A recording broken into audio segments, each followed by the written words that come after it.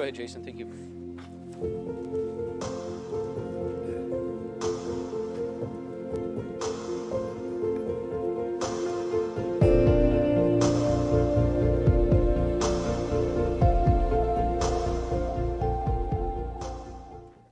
Good evening. Thank you for joining us. Welcome to the meeting of the Hendersonville, Tennessee Board of Mayor and Aldermen. It's February 10th. We are right about 7 p.m. We're going to start our meeting as we typically do. That's with a prayer and a pledge. We are delighted to have here to lead us off tonight with a prayer Casey Casmerzel. He is the Community Outreach and First Impressions Director at First Baptist Church at Hendersonville. And Casey also used to be with our police department for 5 years. Casey, we appreciate very, very much what First Baptist, what your congregation does, and what your staff do for us. And we appreciate you joining us tonight. Absolutely. Let's pray. God, thank you so much just for ultimately what you did on the cross so many years ago. We thank you that your blessings and especially your mercies are new every day. We thank you that you're walking with us in every step of the way. Right now, I would just pray for wisdom over this meeting, God. The conversations that are had, the discussions that will be taking place, God, I would just ask that you would be with us to give us wisdom. Let these conversations reflect your light, God. And no matter what, God, just let us remember, again, just what you've done for us. And let us never take for granted the blessing that we get to have of living in this city, living in this country, and the extraordinary freedoms we get to exercise. So no matter what life throws at us, no matter what curveballs comes our way, God, just let us remember what you've done, the blessings that we receive every day. And God, I love you and I love this city, and thank you so much for all that you've done for us. Amen. Amen. Thank you again. That was Casey Casmerzel. He is the Community Outreach and First Impressions Director at First Baptist Church. Thank you so much for joining us. Yes, sir. Please join me for the pledge. I pledge allegiance to the flag of the United States of America and to the republic for which it stands, one nation, under God, indivisible, with liberty and justice for all. Thank you all.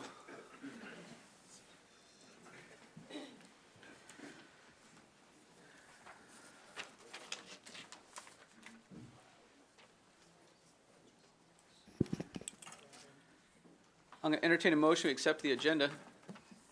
We have a motion from Alderman Garden and a second from Alderman Goodwin. I want to bring your attention to 4 items that we have that are waiving the 2-week rule. I just need to bring your attention to them.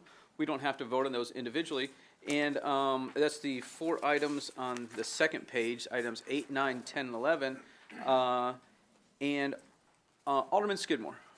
Just, I need to add under reports, number 6, Public Works, dealing with the winter storm response we had, and I need to add Public Works Committee report on that. Do we have a second? We have a second from Alderman Garza. All those in favor of that, please say aye. Aye. Those opposed, please say no. That passes unanimously. We're going to add number 6 under reports. Thank you. Public Works report. Thank you, Chairman Skidmore. Alderman Collins. I would like to ask that we defer item number 7. Basically, just because our agenda is so packed full of really important things, I want to make sure that we give item number 7 our full consideration. And I'm afraid we'll run out of time. It's very important. I'll second. Where do we get a second from?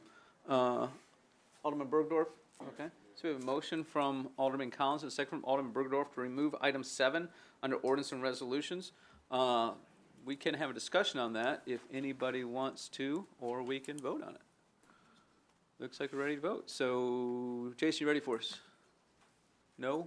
Okay. We'll hang on here for a second. Okay, now we're good. So, those in favor of removing item 7, press your green button. Those opposed, press the red one. Well, that was just silliness. That passes 11-1. I am the sole person who voted against it. Appreciate that. So we're going to take off item number 7. Alderman Collins, that was just removing it from this agenda. It wasn't referring it to anybody else. Am I correct? Right. Okay. For the next meeting. Sounds good. Okay. Okay. Now we're back to the main motion of setting the agenda. Sorry, Jason, we didn't really need to do an electronic vote on that. Okay, we've made two changes. One is that we added the Public Works report, and the other is that we've removed item 7 under ordinance and resolutions. All those in favor of approving the agenda as it was presented to you with those two changes, please say aye. Aye. Those opposed, please say no. That passes unanimously. Thank you. Next round of presentations, we have none, public hearings, and now minutes.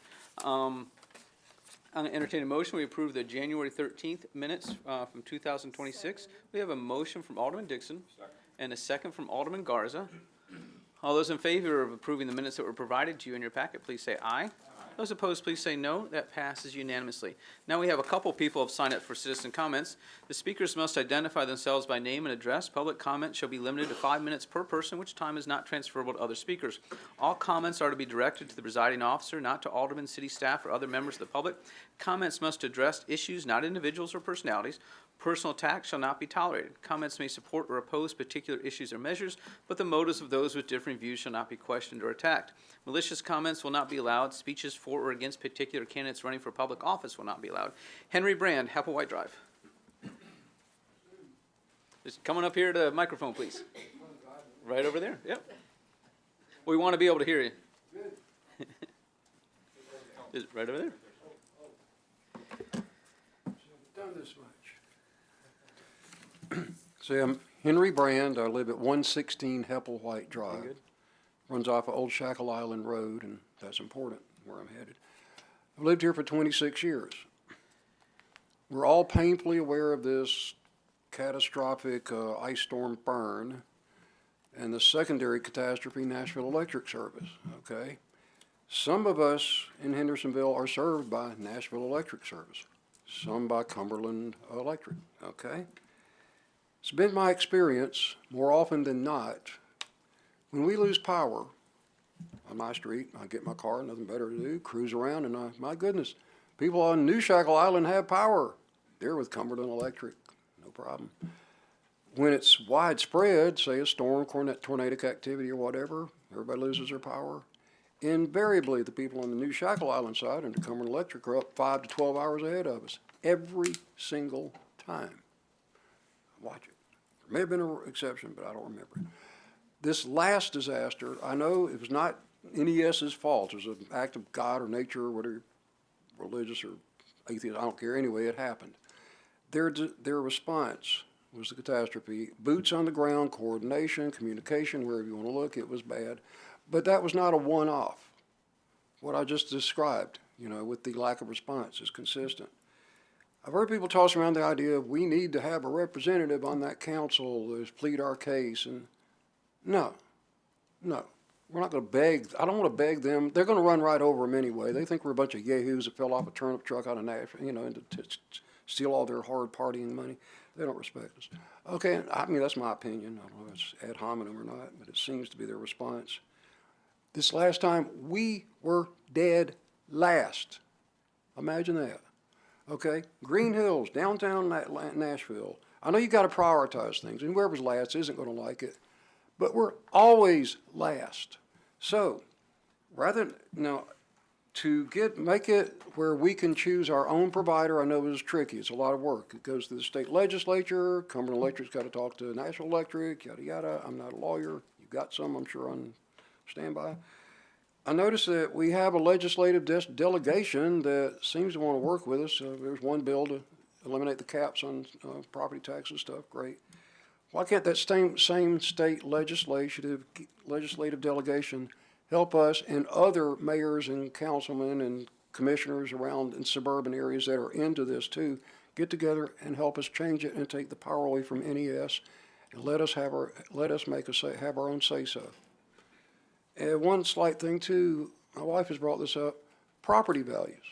Okay, now I don't think NES or Cumberland Electric is going to factor in deeply in a realtor's idea of what the price of the property should be. But people go to social media. I'm about to move into Hendersonville. What's over there? Well, better make sure you're not into Nashville Electric. You're in trouble then. It'll affect their decision sometimes. I don't know. That's what I'm about. Let's give us a chance to decide who we get our electric service from, if you will. Thank you. That's all. Thank you, Mr. Brand.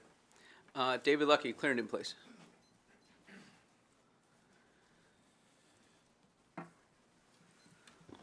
David Lucky, 110 Clarendon Place.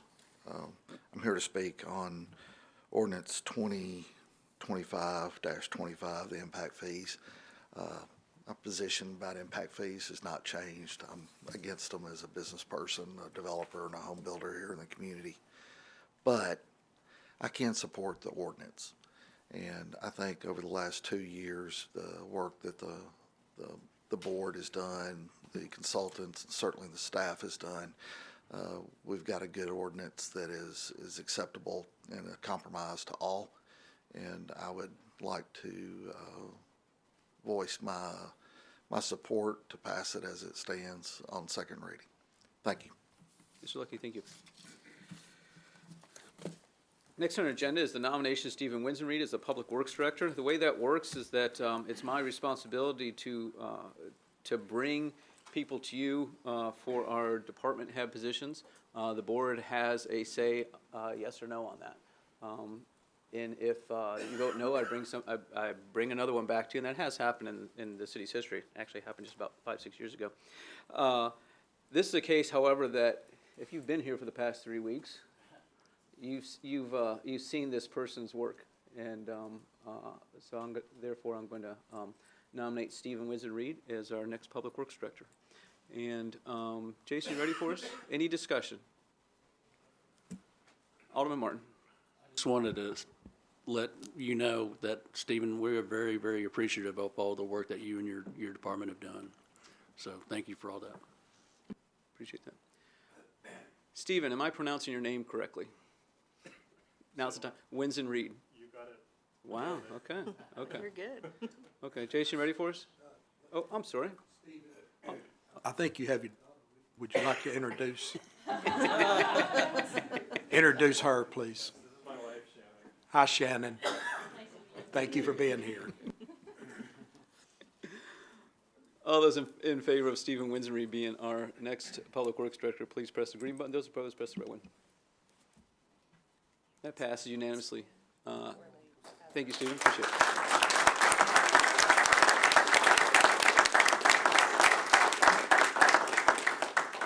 We should put all nominations under a similar test for a couple weeks. He's probably second guessing. Yeah. Next, we have 2 items to receive and file. Let's see. First one, I'm going to turn over to our finance director, and she's going to introduce us to a couple folks.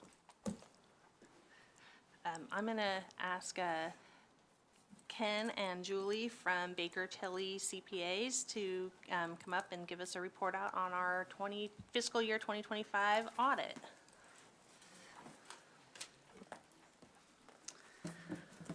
All right, good evening, Mayor and Aldermen.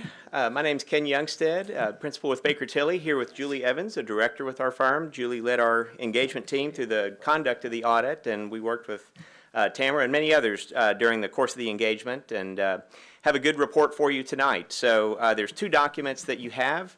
I'm going to cover briefly this letter, which goes over the results of the audit. We won't look at it in detail, but what this letter outlines is a little bit of our planning process, and we do a risk assessment process to help us plan our audit procedures that we conduct through the course of the audit. There are other items in here about risk and material misstatement and significant estimates and some of our audit focus areas. Pleased to tell you that this information is all standard language in this, so we didn't run across any issues or have significant difficulties. Things were ready. We had a good experience. So thank you, Tamara, for you and your team. I will tell you it's a pretty quiet year from an accounting policy standpoint. No new accounting policies adopted this year. We have a list of our major estimates in this report as well. They're pretty standard for a city like yours. And in terms of audit adjustments, I think things were very routine or immaterial things we expected or things that we did for classification purposes. So the remainder of this report, it has the management representation letter that you've provided us that basically say these are your financial statements, the financial statements of the city. We give an opinion on those, and so happy to field any questions on this. Julie is going to cover a few elements of the audit report itself, which is the larger packet, and but any questions on this before I turn it over to Julie? Okay, thank you. Great, Julie. Thank you, Ken. Well, my report will not be proportionate to the size of this document. So this is your audited financial statements. I'll just point out a few highlights for you all to look at when you have time to look at things. The first letter that's included as part of here is a letter to the citizens and the Board of Mayor and Aldermen from the staff here. So there's a couple pages of that. Our audit actually begins on page 1, which is probably about 10 or 15 pages in.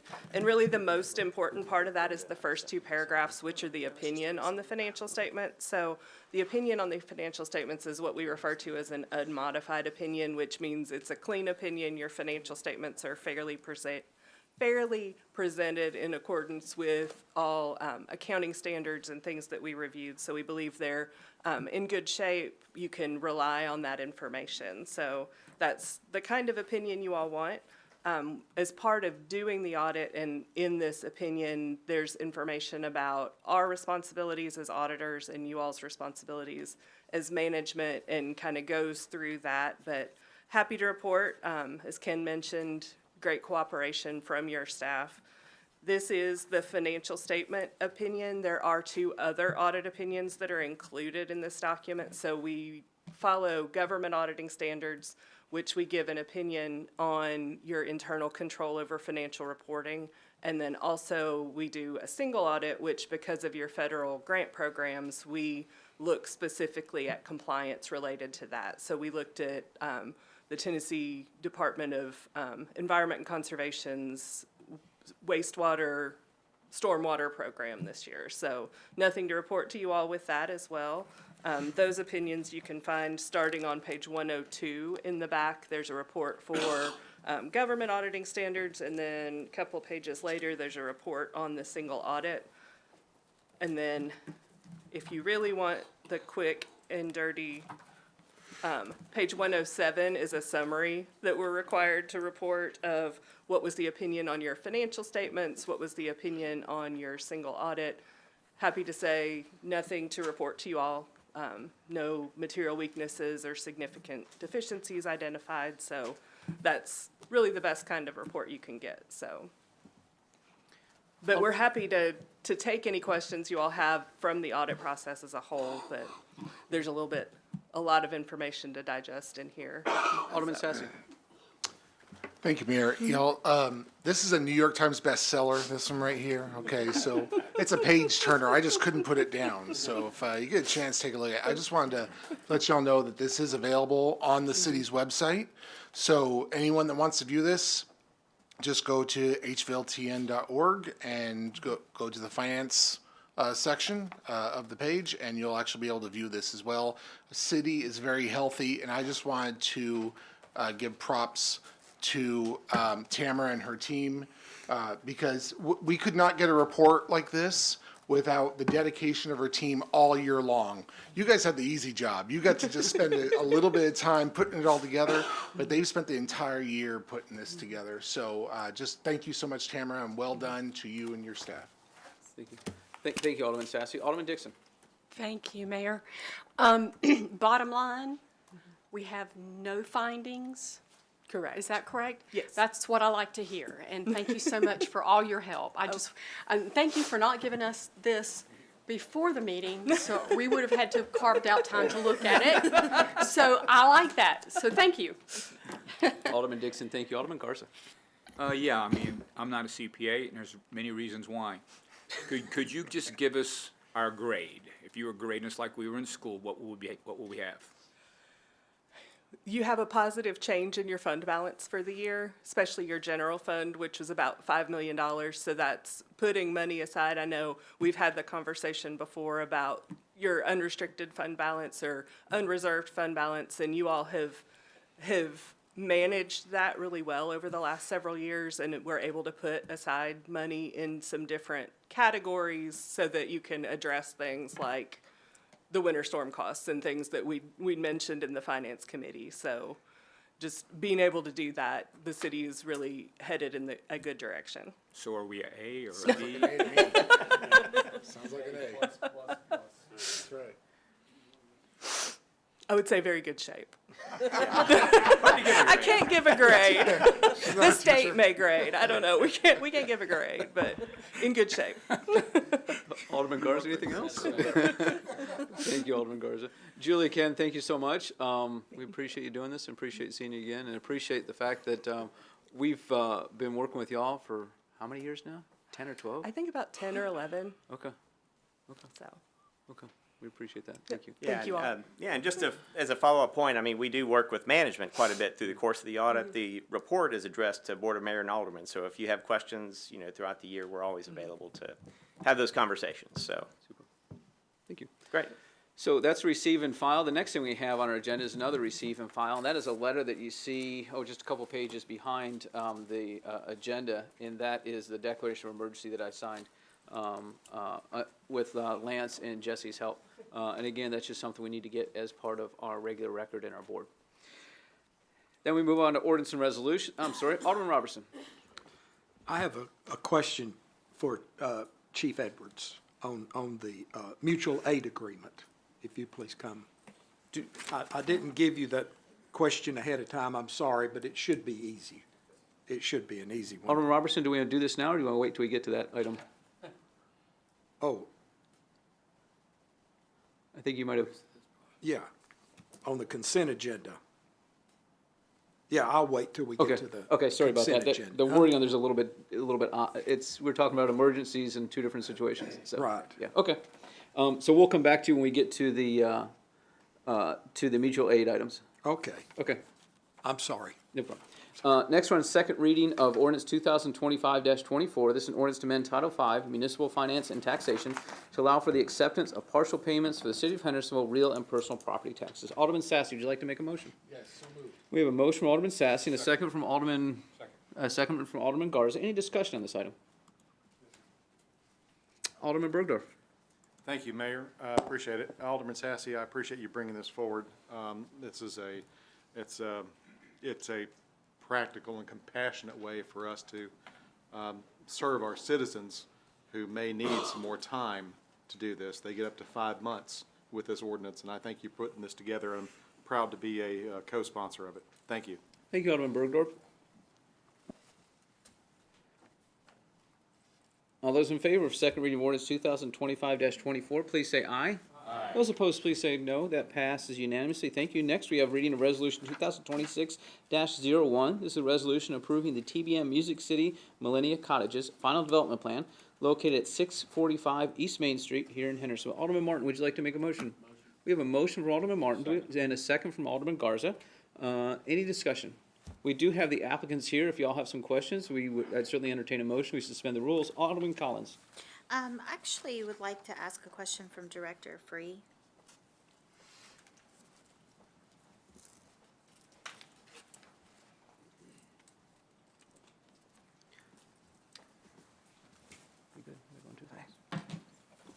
Hello. Hello, thank you. Thank you for the email question I had about Caudill. That's not my question now, though, but can you explain to me where we are on the parking situation for this final development plan? Yeah, this was a situation at the Planning Commission where the applicant was requesting a waiver on the parking requirements at the first meeting at the Planning Commission. Then it was deferred, and then they worked it out and are providing the adequate parking that's required for the cottages. Okay. Yeah, so Well, everything's it's for all all of it. cottages at this point, right? Yeah, well, Okay. there's other The portions that are commercial office, but Yeah. for the cottages, it's providing the appropriate amount of parking without any kind of waiver. And this may be for you, or it may be for the representatives from TBN. What is the status of the wall, the Twitty City wall? I'll probably let them Okay. address what that is. That's a Without objection, very we're common going to suspend the rules and allow these three gentlemen to speak. Gentlemen, if you desire to speak, please introduce yourselves when you come up and give us your connection with the project. Somebody want to cover the wall? Sure. Good evening. Frank Amedia and with TBN, so thank you. We're retaining the whole wall and we're refurbishing the wall. the only concern I have, which we haven't quite resolved yet, is what we can do with the Tweety Bird thing, because there was a question raised as to whether we need to get permission to use that, since that could have something to do with Universal or that. So right now, our intention is to keep Tweety Bird on the wall and to do the wall. Okay. Alderman Collins? It's been damaged for quite a long time, and you and I discussed when this first came here, you and I discussed the sentimentality attached to this property. Yes. And that we just cannot overstate how significant many of us still refer to it as Twitty City, even though I think you've been there 20 years. Yes. The wall, the damage from the tornado's been 2 years at this point. Yes. Is there an obstacle that we could help you with to get that repaired or sooner? Well, I don't know that there's an obstacle.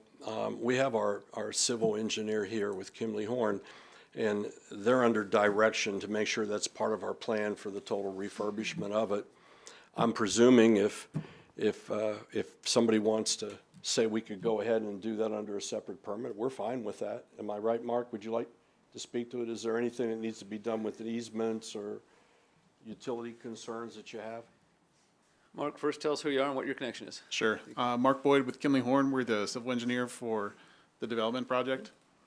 And the plan is to repair the wall. Once we start construction on the project, that'll be part of the design and implementation for the development. So repairing that section of wall that's been damaged absolutely will be done.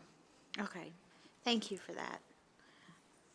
I have no further questions right now. Okay. Thank you. Thank you. Appreciate that, Alderman Collins. Alderman Goodwin? I just wanted to say I will probably be voting for this, but I want you to know how disappointed I am that the plans have changed from what it originally was. I had a lot of constituents in my ward that were really looking forward to the assisted living and the setup where they could have both family members there. And I've had a lot of negative comments since that's gone, and I really hate that the project turned how it went, because I feel like that was a huge need for our area and would have been a great project.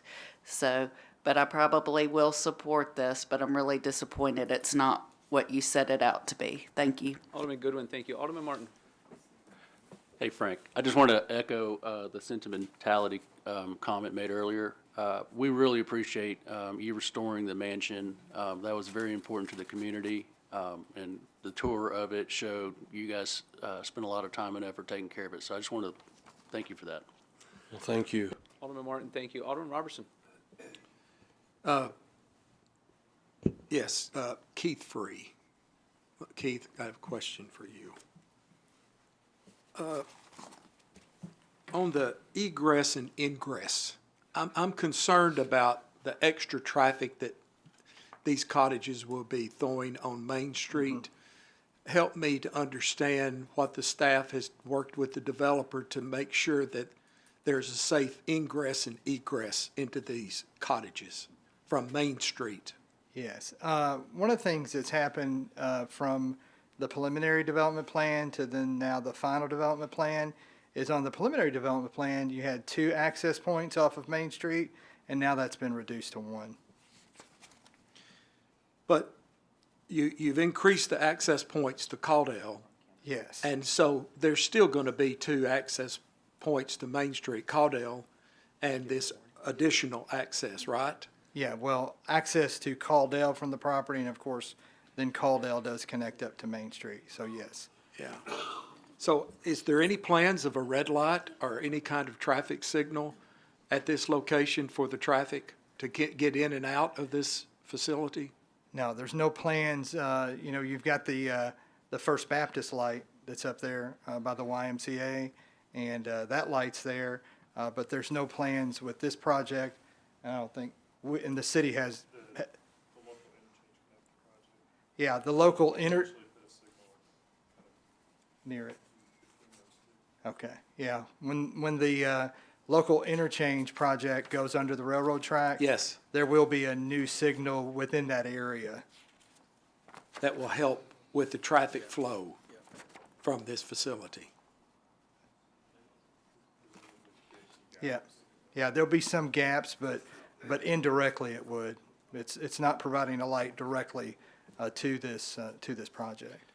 Okay. And the traffic generated from the already approved preliminary development plan Right. is significantly reduced in this final development plan with the number of units and the reduction in the amount of office space as well. So you don't see a problem with No. the egress and ingress? No. Safety concerns? No. Okay.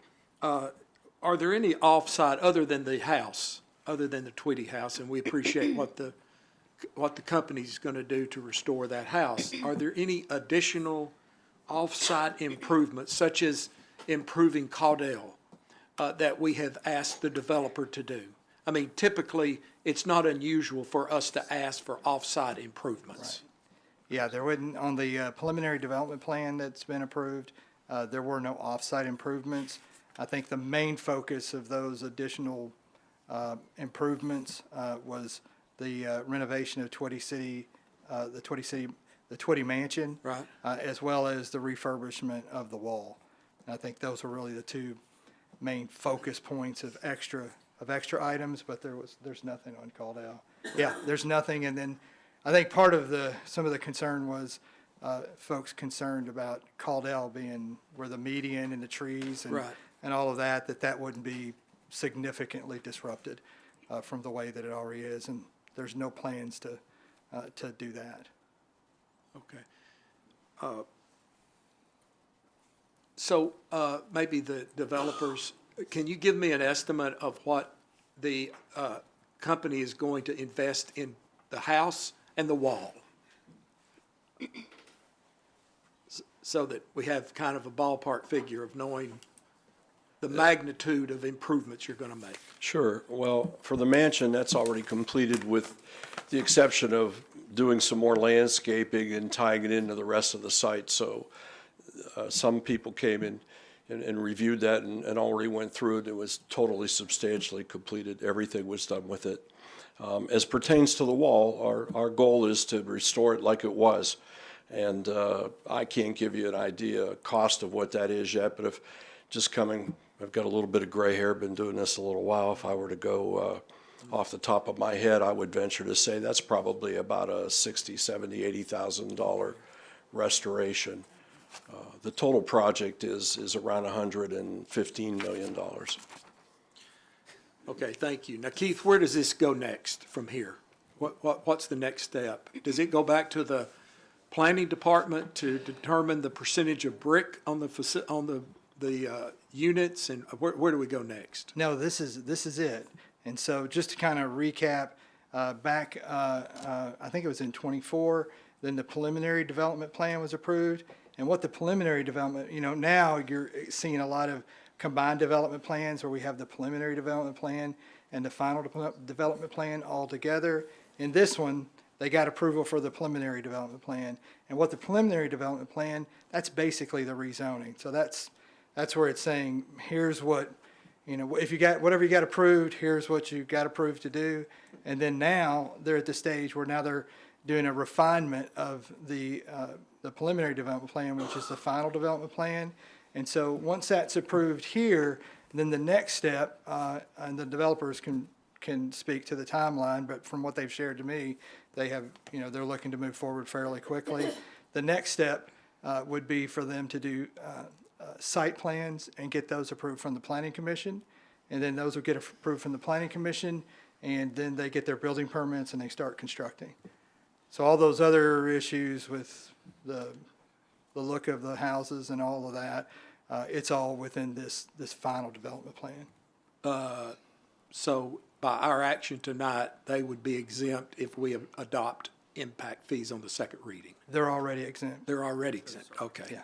All right, thank you, that's all. Thank you. Thank That's you. all I have, thank you. Alderman Robertson, thank you. Alderman Garten. My question is for Mr. Amedia, and kind of a follow-up to what Alderman Goodwin's concern is. Can you just give us an overview of maybe why we've had the changes from partial assisted living to full independent living and the reduction in the office commercial space? Sure, and I have with us also Chris Gay, who's with our management firm. They're also local. They have the facility right down the street, which is assisted living and memory care, vitality living.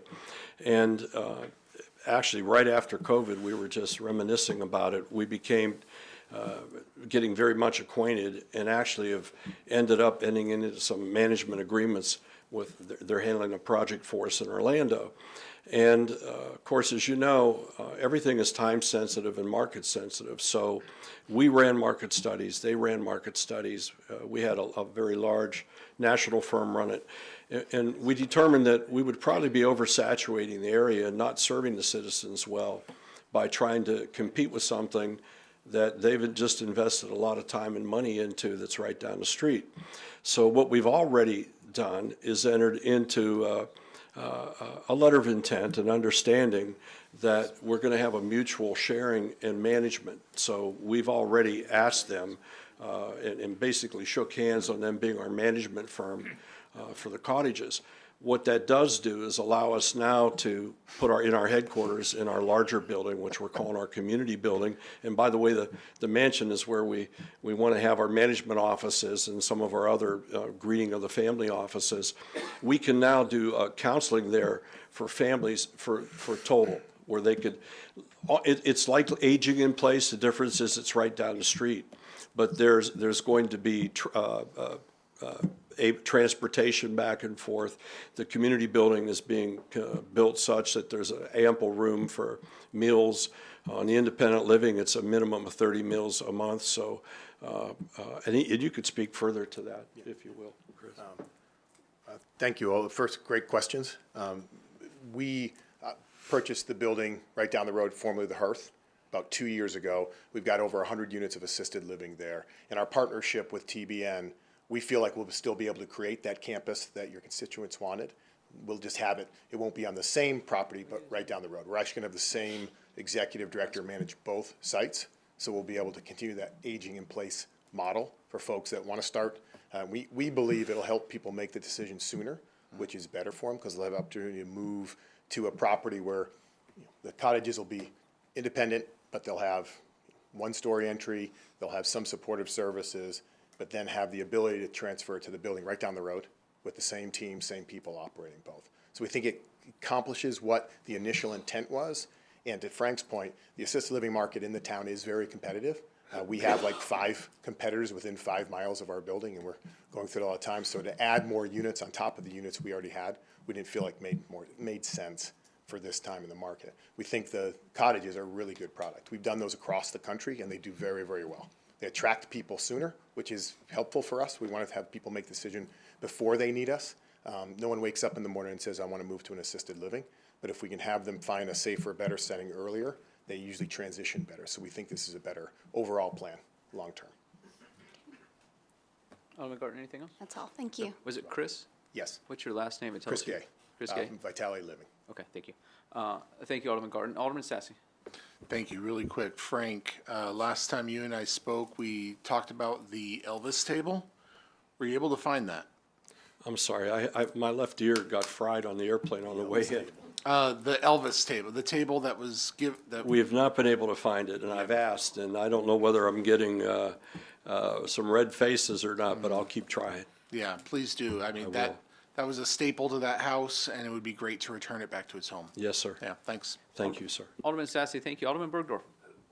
Hey, thank you, gentlemen, for coming this evening. We appreciate it. I see where in the new plan your unit density has been reduced from 5.82 units per acre to 4.9. I'm sorry, yeah, 4.94 units per acre, which is a good thing. I mean, we appreciate green space here, and we appreciate you maximizing that green space for us in the city. I know my constituents do. Secondly, I had the question was, Mr. Chris, what is your Gay's last name. Sorry? Gay. Gay. All right, Mr. Gay. What is the company? Vitality Living. So we're based out of Vitality Brentwood, Living, okay. Tennessee. And another follow-up question, how does, when you arrived here, because what I had the opportunity to do tonight is sit in the Public Works Department, and we discussed the recent disaster we've had in the city, and it ended up being neighbors helping neighbors. So what I wanted to ask right now is when you came in a year ago, you had the support, full vocal support of First Baptist Church right behind you there. Are they still on team with you? I can speak to that. Okay, great. Yes, they're terrific. Okay. I think our relationship is stronger and better than it's ever been.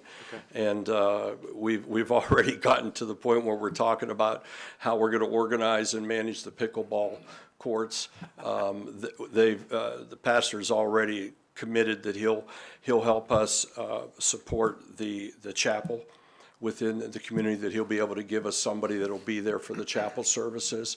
And we've gone even a little further than that. Their Easter program is going to be at our auditorium this year, at the Huckabee Auditorium, so that they could have an overflow with that. And then, of course, we've already been doing more shared parking, as much parking as they need on Sundays, et cetera. So they're just the best. They're just the best people. Looks like the Boy Scout troop will have a built-in goods deeds There you effort go. going forward. Yeah. Okay, thank you very much. Thank you, sir. Alderman Bergdorf, thank you. Alderman Evans. Yeah, thank you. I have a question about the ingress and egress as well.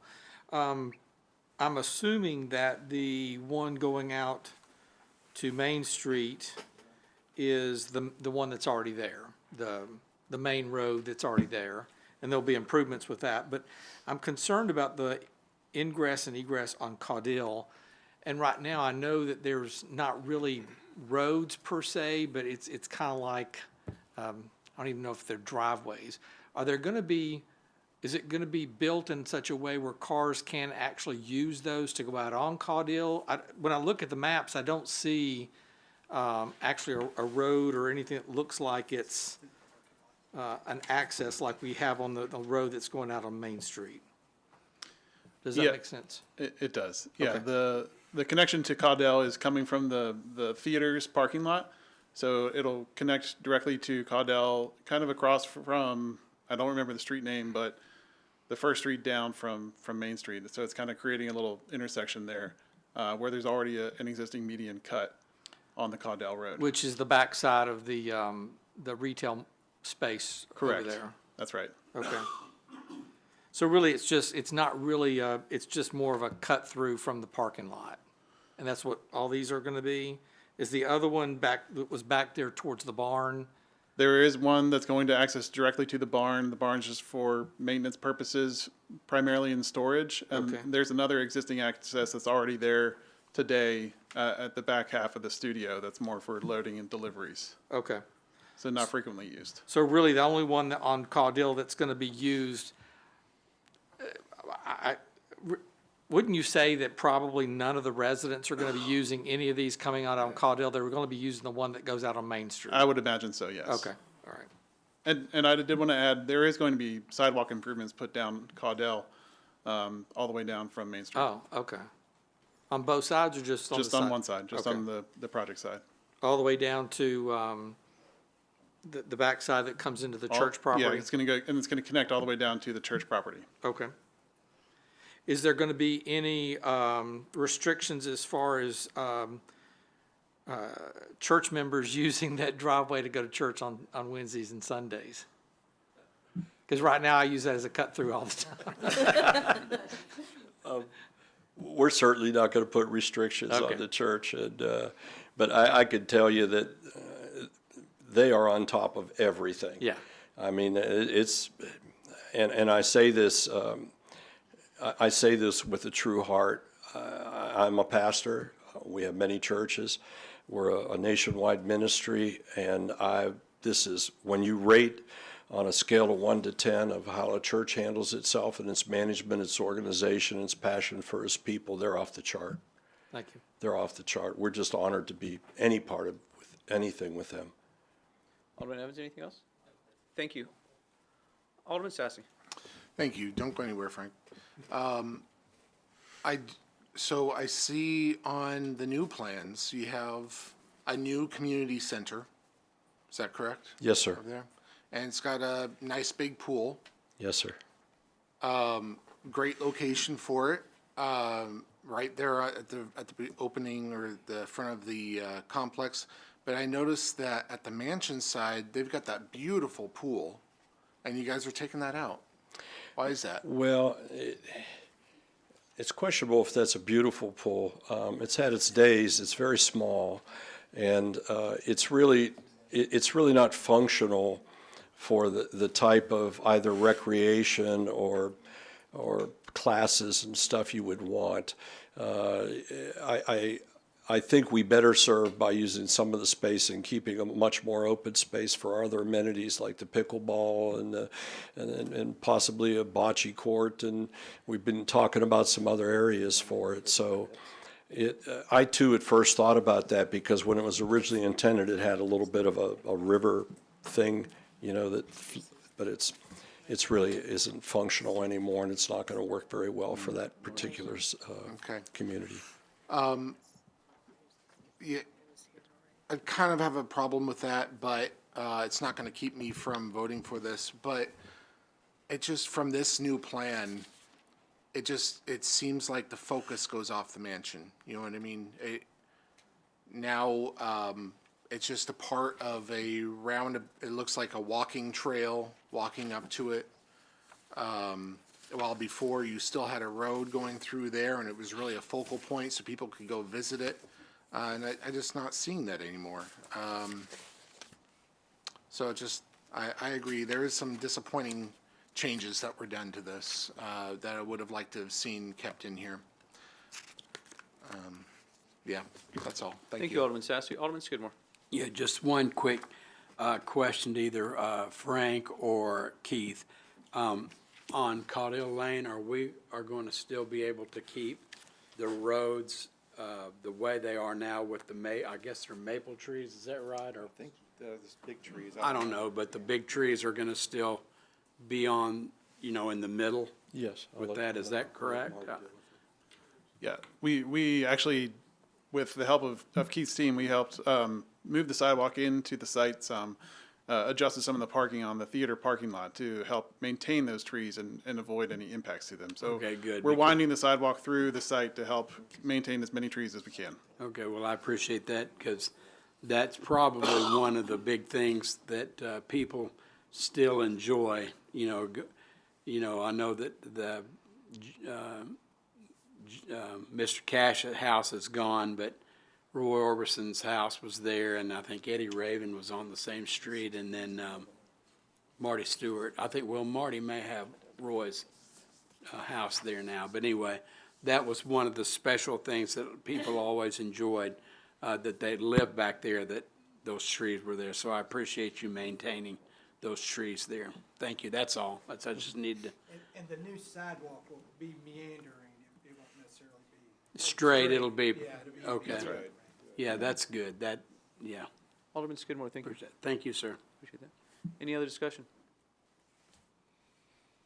Okay. All those in favor of Resolution 2026-01, press the green button. Those opposed, press the red.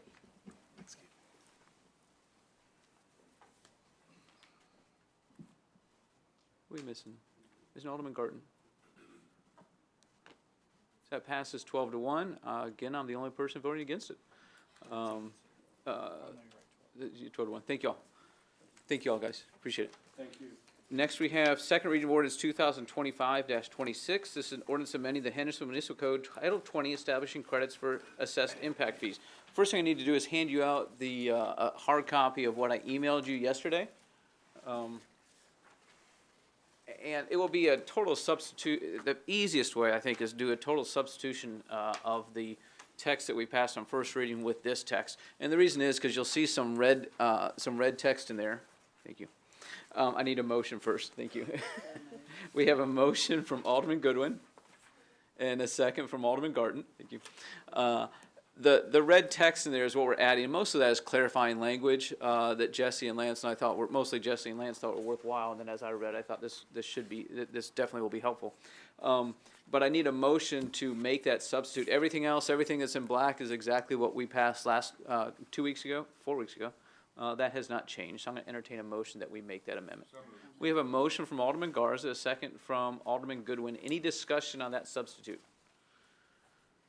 All those in favor, please say aye. Aye. Those opposed, please say no. That passes unanimously. Alderman Collins. Oh, I was gonna. Oh, sorry. Okay. So we're back to the main motion. Keith, anything else stand out to you that we may need to do? No. Okay. No, I think we're good with that addition. Okay. Okay, so we made just that one amendment, which substitutes all the text. All those in favor of second reading of ordinance 2025-06, please say aye. Those opposed, please say no. That passes unanimously. Now we're in a second reading ordinance 2025-25. This is an ordinance amending the Hendersonville Municipal Code, Title 20, establishing impact fees for the city of Hendersonville. I need to pass out an amendment to you. Oh, I'm sorry. Thank you, Tamara. Do we have a motion? We have a motion from Alderman Collins and a second from Alderman Garza. Give us just a second here. So there are three parts to this amendment. And this is this one, right? Yes.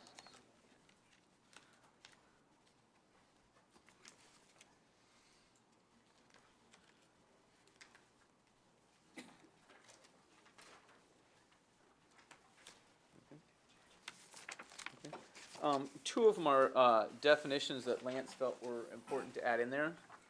And then one is the effective date, which would be July 1st, 2026.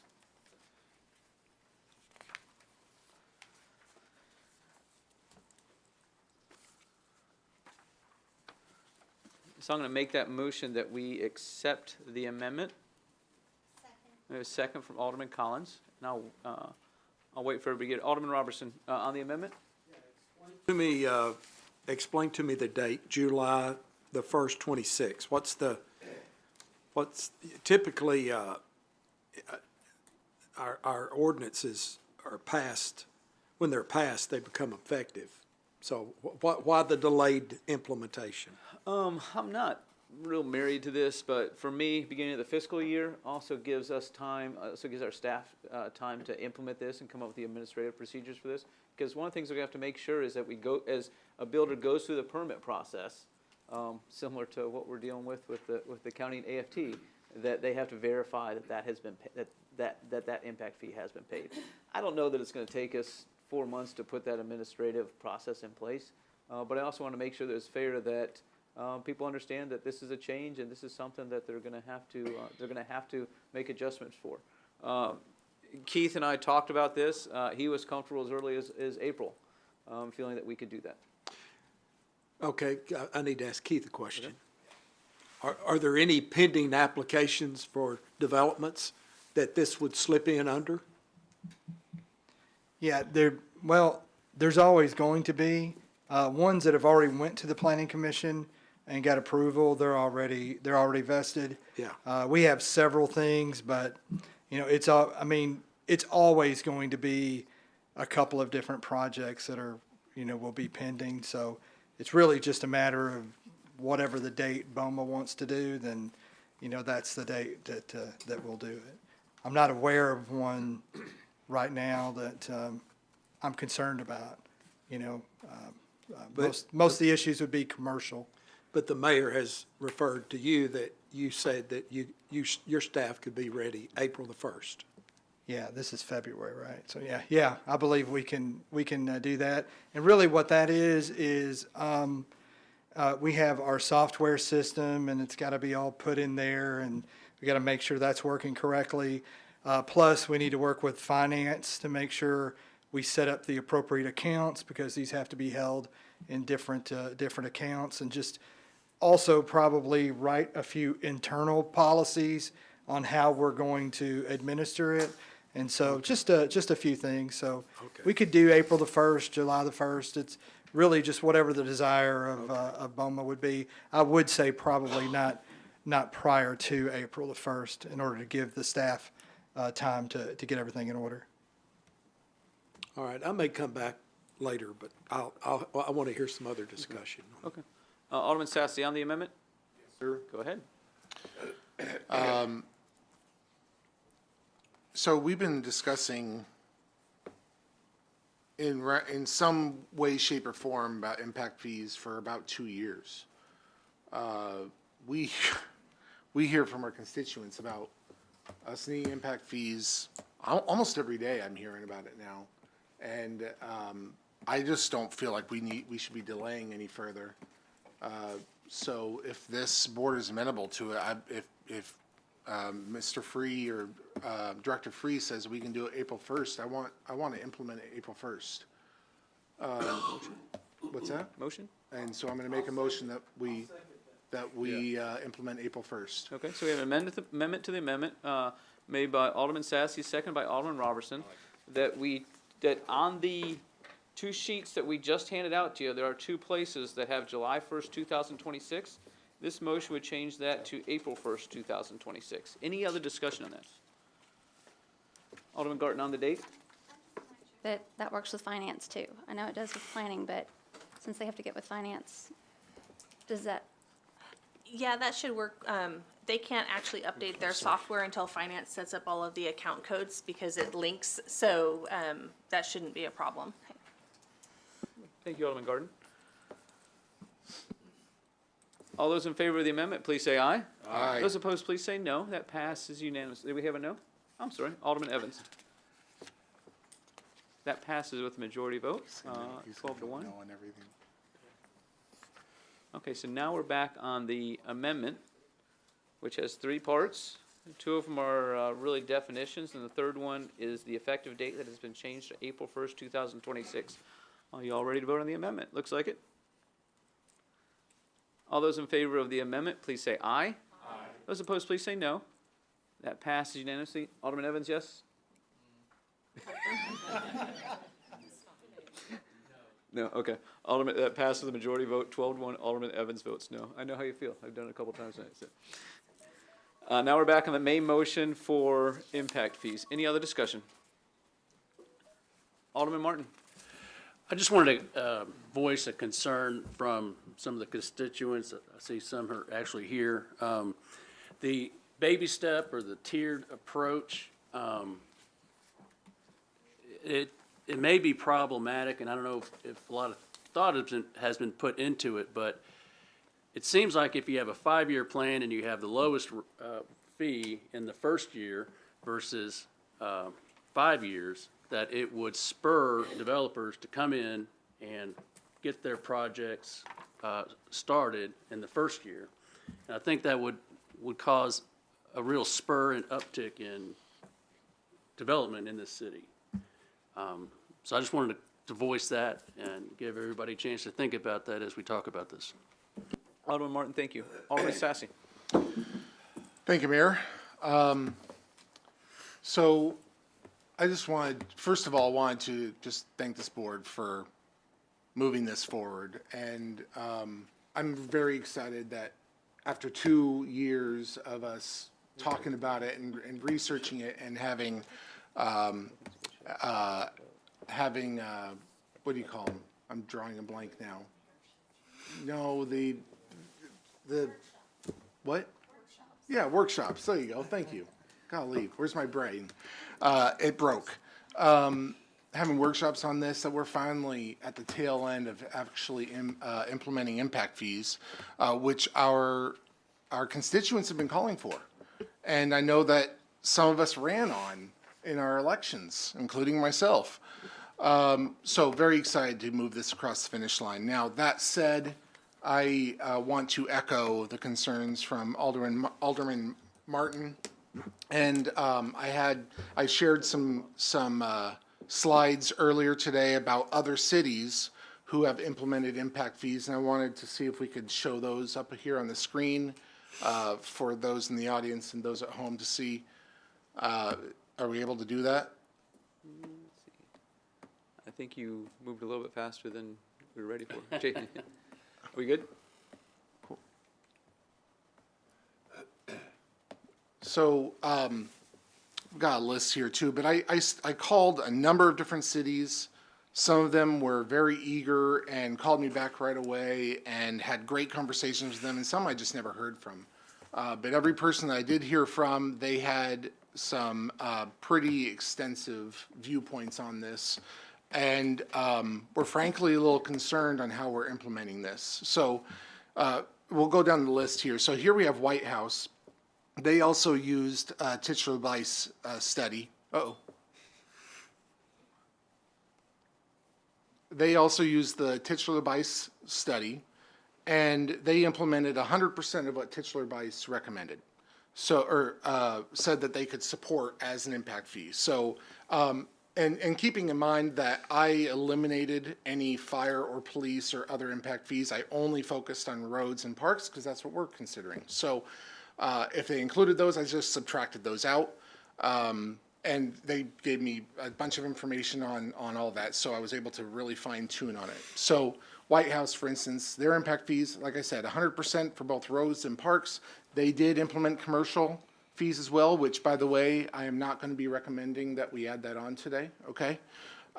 This board has clearly spoken that you do not want commercial impact fees. I disagree, but that's why we have a board of 13 votes, right? Because you feel like you're doing what you feel is best for your constituents. So I'd still want to include that information on here, though, because each one of them that I spoke to also said, why aren't you implementing commercial impact fees? That does not make any sense. If you're going to do it for residential, you should do it for commercial. But that's besides the point. Just wanted to share that and then show you the information that they provided for me. So for White House, we can see, like I said, 100% of what was supported based on the study from Titchler Bice. If we go down to the next one, we have Smyrna, and theirs was actually 61.4%. Not sure how they came to that number, but it was 61.4% of what was supported on, again, the Titchler Bice study. On the next page, we have Franklin. It wasn't really clear on the percentage that their study was. They couldn't really articulate that either, and it wasn't in any of the documents that they shared with me. But these rates are pretty high, so I would assume it's probably 100%. That's a pure guess, so don't sue me. But we see on here where they actually have it broken out by single family, 1,500 to 3,000 square feet, duplex, 1,500 square feet and to 3,000 square feet, and then multifamily. And parks across the board was the same all the way across. I'm not sure how that came about. And I wasn't sure who they used for their study either, which is why I didn't include that here. On the next page, we have Eagleville, which also was 100%. They only did parks and police, fire, and something else. But they didn't do anything for roads, so I didn't include that here. Eagleview, I don't think it has a lot of roads anyways, so that's probably what. What's that? Yeah, they don't have a whole lot of roads, so, but their highest expense actually was police on theirs, if I remember correctly. But anyway, so on their parks, they did do 100% on those. And all this to say, the reason why they did such a high percentage is because if we accept $1, we're now committing to that project. If we take $1 from a residential developer and for impact fees, we're now saying we're going to spend this dollar on something that you've impacted. And so if we're only charging them 17%, that means taxpayers have to fill in the other 83% of those impact fees. That doesn't sit right with me. If the development is going to be impacting these roads and these parks, they should pay a majority of what they're impacting. And so I would like to offer an amendment. Like I said, I'm not going to bring forth commercial impact fees, and I'm not going to offer a staggered approach. Once we set it, I think it needs to be set. And then every year, if we wanted to, we could adjust those fees as we saw fit. We could look at the market, we could see what it looks like, and we could adjust those fees. As we do another study, we could adjust the fees again. That's really up the discretion of the board at the time. I may be here, I may not.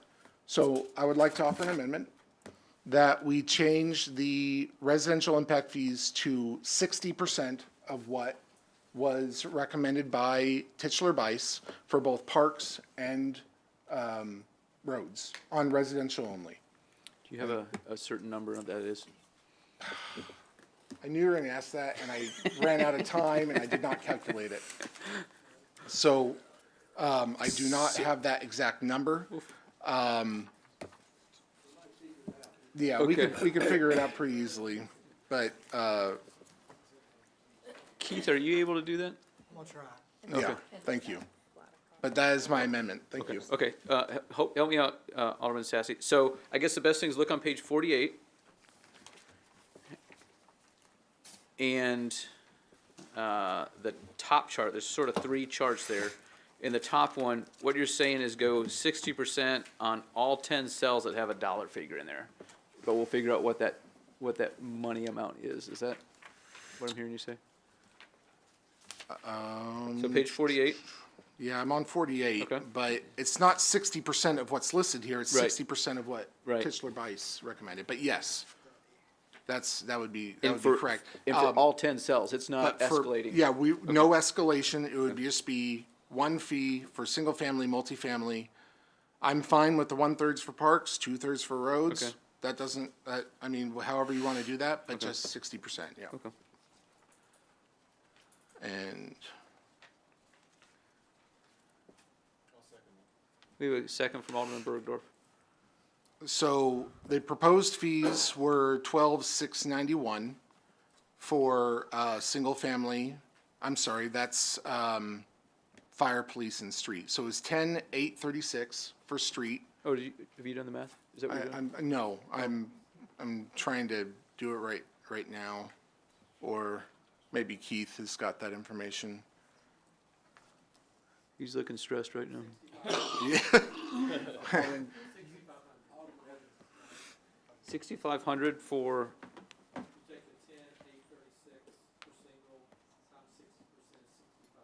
okay, what is it for multifamily? 7,745 times 60%, and this is just street. 4650. Are you okay, Alderman Sassy and Alderman Bergdorf with rounding? Yes. Okay. So I do want, Keith, can you verify that we're? No. I think it's higher. Yeah, because you're just. You're almost yeah, tripling the just- you're just- 3,500. Yeah, you're just talking about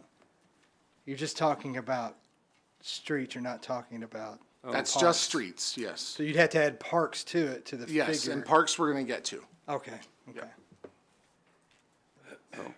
Okay. So your motion is just for streets? No, it's for streets Okay. and parks, but I'm Okay. trying to find it here. So the parks impact fees, it's, 7197 was the proposed amount, so 60% of that, 7197. And multifamily was 4871 times 60%.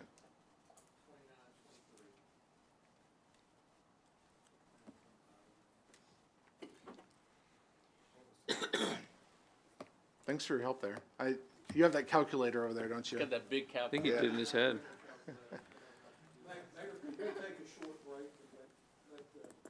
That's a good idea. Yeah. Okay, we've I got a would admit, motion to yeah. take a short break. We'll Second. make it 5 minutes. Alderman Sassy has a second. All those in favor, please say aye. Those Aye. opposed, please say no. That passes unanimously.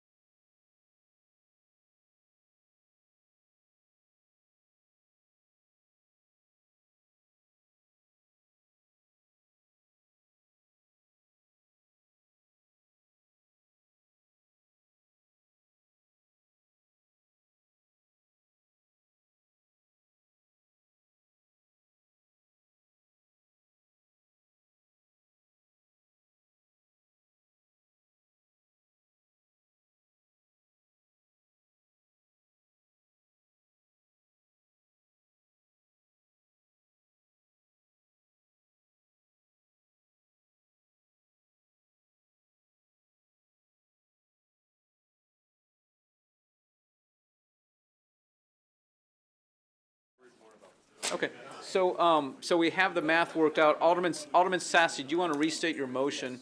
And Alderman Bergdorf, is that correct? Alderman Bergdorf made the second, so make sure that you, Alderman Bergdorf, you agree with this, otherwise we'll need to go to somebody else. Alderman Sassy, go ahead.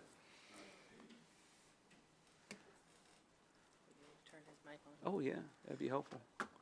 Here we go. Thank you. Yeah, apologies for that. Did all this research and then forgot to actually run the numbers. So I appreciate everyone jumping on that and determining what those exact numbers were. So the motion that I am making is amending this to the parks would be for single family 4318.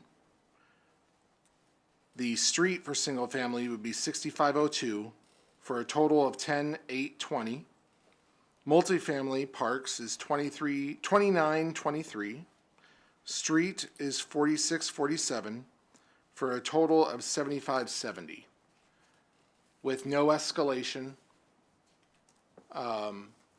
And this board can decide what to do year over year, but that is my motion. This equals almost exactly 60% of what Titchler Bice recommended to us to establish as impact fees. And I think not only is this fair for, having the developer who's causing the impact foot the majority of the bill, right? They're paying 60%, but taxpayers are going to be paying 40% of it. That's a whole lot better for me. Than the 83% that we were going to be forcing them to pay. I think this makes a lot more sense, and I hope you can support this. Thank you. So, Alderman Sassy, correct me if I'm wrong here. So go to page 48, eliminate those three tables there, and just think of it in terms of Parks single family, 4318, Parks multifamily, 2923, for a total of 10,800 and. Sorry. Parks and Road single. Single family is 10. Oh, hold on, sorry. Go ahead, Alderman Sassy. So let's look at just single family first. Okay. So we have parks at 4318 and street at 6502. Okay. And that equals 10,820. There we go. Okay. Then the multifamily is going to be 2923 for park, 4647 for street, which is a total of 7570. Okay. Alderman Bergdorf, do you accept this revision in your second? Over here, I am catching up with you, and I agree with his amendment. Okay. Alderman Dixon on the amendment. Thank you, Mayor. What keeps rolling through my head is that this is just going to get passed on to the homeowner, the buyer. And I think that was the intention, I believe, that was stated from the mayor and Alderman Collins' original ordinance. And I really want to support impact fees. But I'm on the fence just because of that. I mean, our homes cost so much already. And I'd really like to see the future generations be able to afford a home in Hendersonville, because it's a wonderful place to live. So I got about 5 minutes to think about it. That's where I am. But I appreciate the amendment. I really do, Alderman Sassy. Thank you. Thank you, Alderman Dixon. Alderman Robertson. So, Alderman Sassy, why did you pick this? Is it 61%? What's or 61% of what is recommended by the consultant? 60. 60. Yeah. So what's magic about 60%? Yeah, great question. The reason why I chose 60 is because I feel the developer who's causing the impact should pay for the majority of the impact. So I still feel like it needs to be a partnership, like my original ordinance that failed. Partnership between the developer and the citizens or the taxpayers. But with this amendment,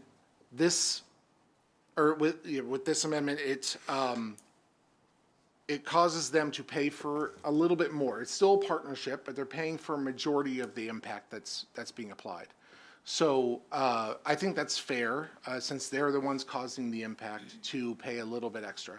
We could do 50/50 as well. I just thought it made more sense, especially since we did do away with commercial impact fees, that this would be something that we could all rally around to produce some revenue for the things that this development is going to impact without putting an unnecessary burden on the taxpayers. So, Keith, I have a question for you. When we adopt, and we are going to adopt on second reading an impact fee tonight, I believe. I'm not sure what time it'll be, but I think we will get there eventually.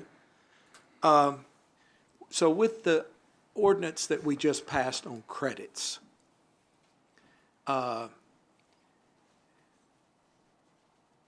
often do you think that a developer will actually have to pay, if this is voted, the $10,820 when we consider credits? I mean, it looks like this board is moving aggressively toward credits.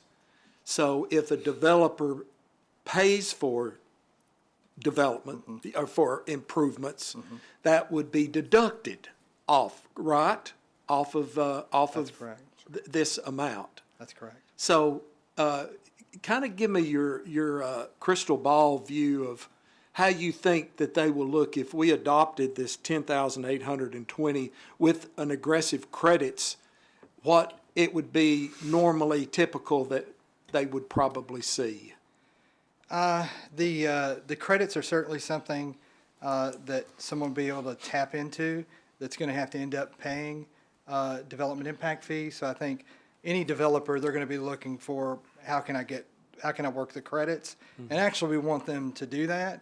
The thing that's going to be, as we project forward, as you know, we're in a transition on our growth. We're transitioning from high growth to infill and redevelopment. And so, and I think I stated it at the Planning Commission last week with the adoption of a couple of preliminary plats for Forest Park. That is our last big subdivision in the city of Hendersonville. We're not going to have another large development like anything like that.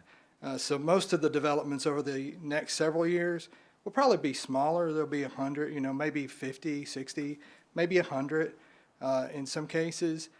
So some of those, the total of those impact fees and the total of maybe what a traffic impact study might say they have to do and all of those things, it might be a little bit more limited than some of the things we've been used to, like, Millstone or Forest Park or Durham Farms, some of those larger developments that had larger transportation improvements and things like that. So I think this will be utilized, the tax credits, but I think overall, like what a development will pay will be quite a bit lower as far as because there won't be that many units. There's not going to be that many units. We're not going to have, 600 unit subdivision that's going to be built. And more than likely, we're not going to have a 600 unit apartment complex that's going to be developed. Maybe small ones, maybe small multifamily or even, 30 to 40 to 50 units of a new home somewhere. Could happen in the infill kind of redevelopment. Okay, well, let's look at Forest Park, because that's been mentioned, that a higher impact fee might not be fair to competitors with Forest Park. Right. I asked you some questions and you responded. Thank you for responding to my questions. And without looking at the email, when you consider off-site improvements for Forest Park required, plus the voluntary impact fee that they have paid, you plus the land that they gave the city for a park, plus helping on the exit 8, right. a cash help there. You estimated, subject to check, you said that Forest Park per home is paying the city, based on all those contributions, $9,218 per lot. That's probably, it may be a little more than that amount, but that's roughly probably about what it is. That's not counting the 400,000 to 500,000 for the improvement they had to do in the front with the turn lanes there. I don't think that counted that, but yeah. So I think it worked out to be around $9,000-$10,000. Yeah, so there, Forest Park Development, according to your calculations, is paying about, over $9,000 in contributions, either land, cash payments, or whatever, road improvements, Exit 8 improvements per home, per residential home. That's correct. Yeah. So that really informed my thinking on this, because I don't want to put a competitor at a disadvantage. So it looks like unless we require other developers to do similar off-site improvements of that magnitude, that they might be getting off less than the Forest Park development.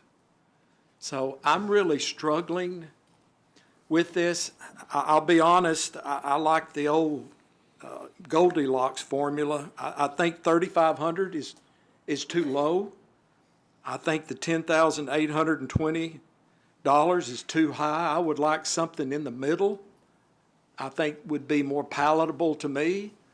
But I want to hear the discussion, and I want to hear the debate on the other side of why $3,500 is the magic number that we need to go with on the second reading. So with that, I will close and wait to hear further discussion. Alderman Robertson, thank you. Alderman Bergdorf. I thought Alderman Sassy was. I think that light was hanging on from before. Oh, okay, thank you. Thank you very much for the opportunity to talk about this, and I am one of the co-sponsors of the amendment. So looking at all and Alderman Robertson's right, impact fees, as designed right now, will save developers money. It will actually save them money. So we are, those of us who are trying to enforce a fair, level playing field across the board, we're trying to save developers money. So they will come in and contribute to the community, contribute to the roads, continue to contribute, but not be with a wink and a nod, not as a voluntary impact fee, not with everything will be above board, everything will be clear as water, good water, not Old Hickory Lake, but good water. So I think that this right here, Alderman Sassy, would you do me a favor and repeat what the impact fees, based upon your research, the impact fees from these that you've seen, these neighborhoods that you've called, what each one of them is imposing? White House in particular. May I do that? Is that, Mayor, Yeah. is that So appropriate? he doesn't have any obligation to answer, but go Okay, ahead. yeah, thank you. So there it is on the screen there.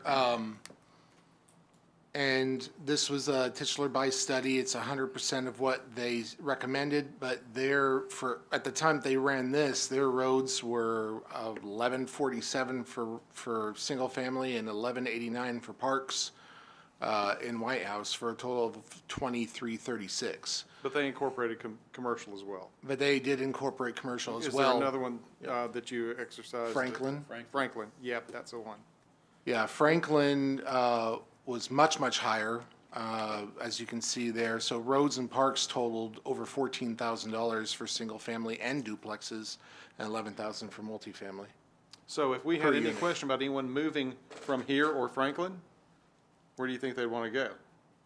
Well, when I spoke to Franklin, I can tell you what they said. The person I spoke to, which they did give me their permission to say who they were. It's Catherine Harrelson, and she specifically said that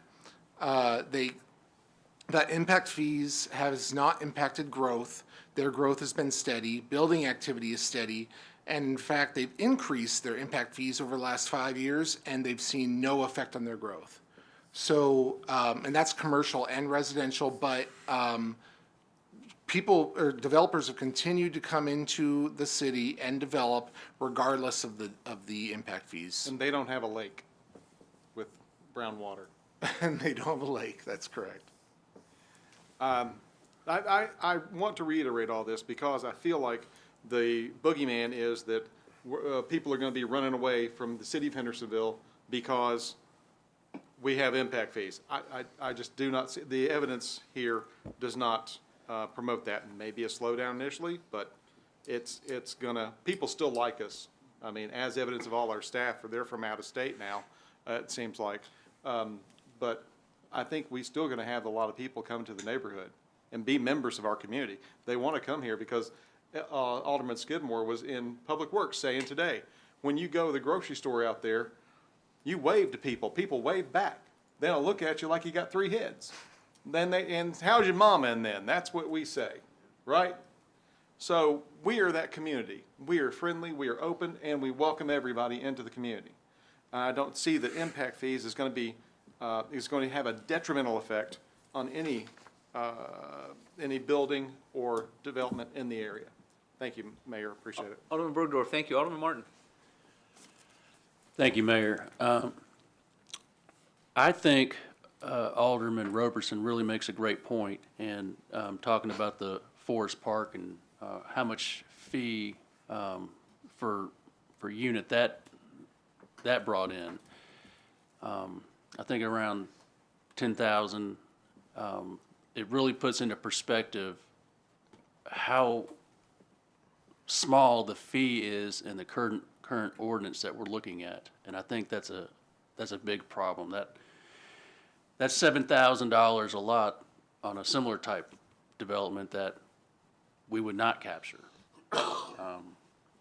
So I really like Alderman Sassy's amendment, the 60%, and then also like that it's level. So it takes away the incremental fee,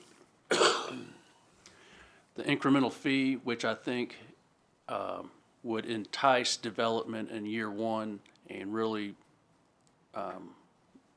cause a lot of building to go on relatively soon. So I do want to say the research that Alderman Sassy has done, I think that's amazing. So I wanted to give my compliments to that, and I think it's valuable information, not only what other cities are doing, but how well they're doing while they do it. So my compliments to you. Alderman Martin, thank you. Alderman Evans.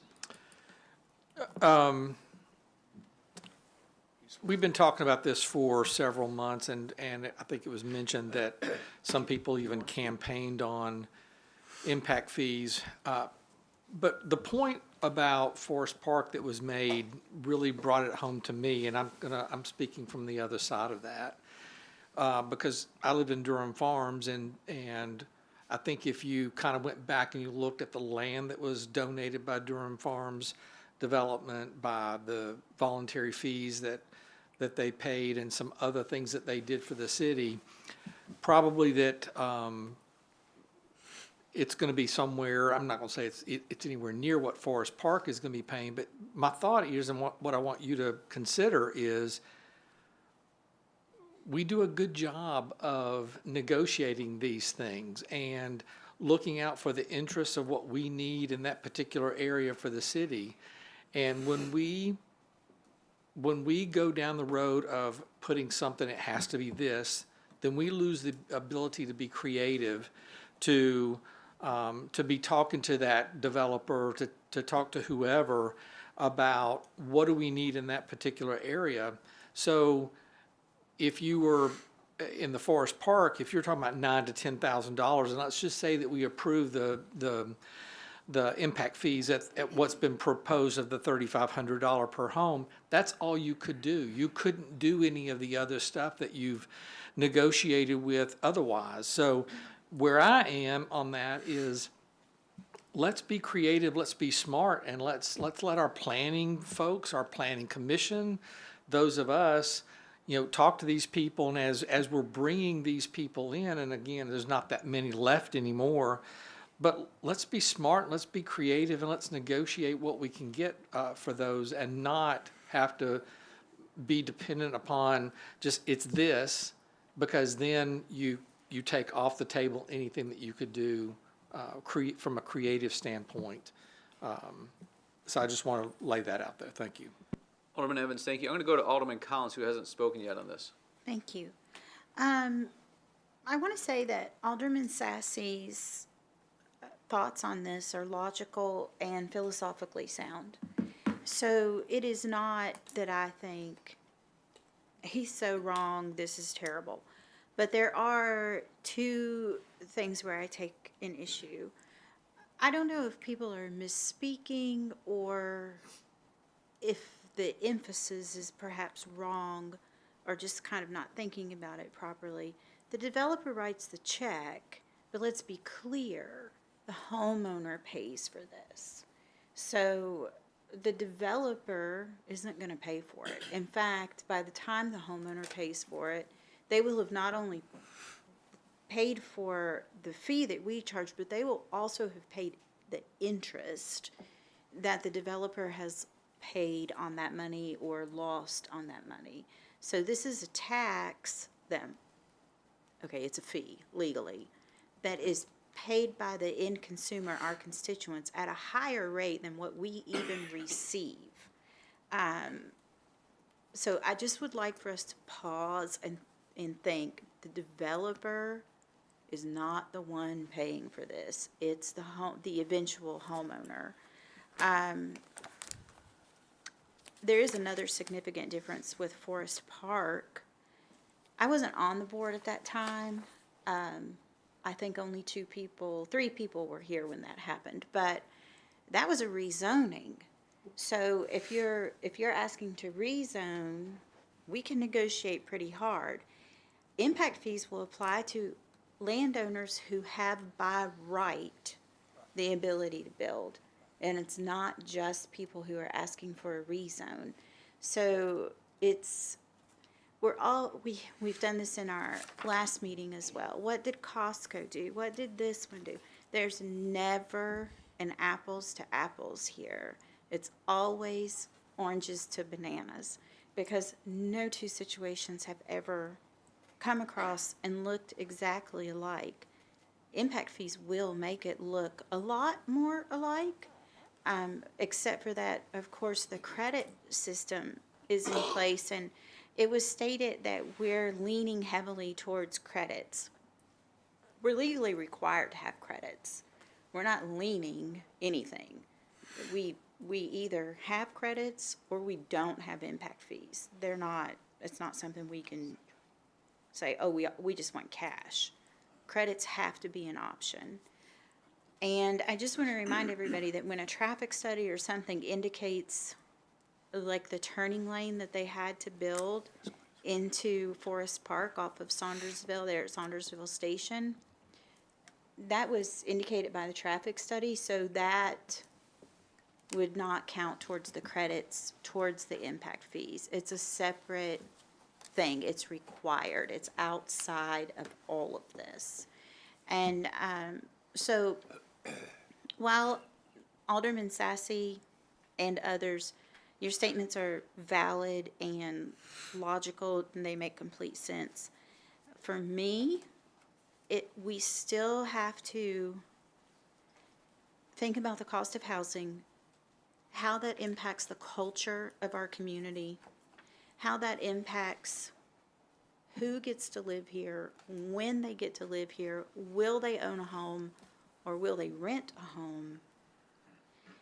And we have to strike a balance there. And for me, this amendment does not strike that balance. If you feel that it does, I respect that difference of opinion. But for me, it does not strike that balance. It does not protect who we are culturally. It doesn't make this a place where, we always say where our kids can live, but I don't think it's an issue of youth because the housing costs compared to the median income are completely out of line with each other at this point in our community. So it's not about how old you are, how far along in your career you are. It's about if you're bringing money from out of state where the cost of living was higher, that's how you can afford a house here. If you've lived and worked here for 20 years, you probably can't. And if you've lived and worked here for 20 years, you probably can't afford to buy the house that you currently live in at today's market rate. And that's why I talk about how this could impact the culture of our community and change who we are, not just our kids living here. They may not want to live here, but I do. And I'd like to be able to think that I could afford to live here. I think I'm a good person here. I do a lot of work for nonprofits. I contribute to the community. I'm the kind of person you want. But if I were moving here now, I couldn't do it. So I just want us to really think about how to balance the needs for infrastructure, particularly for people who have this land, have the ability to build a house by right, and the need to maintain the culture of our community. Thank you. Alderman Collins, thank you. Alderman Sassy. Thank you, Mayor. Alderman Sassy, I'm sorry. Our city attorney feels like he needs to interject something. Really?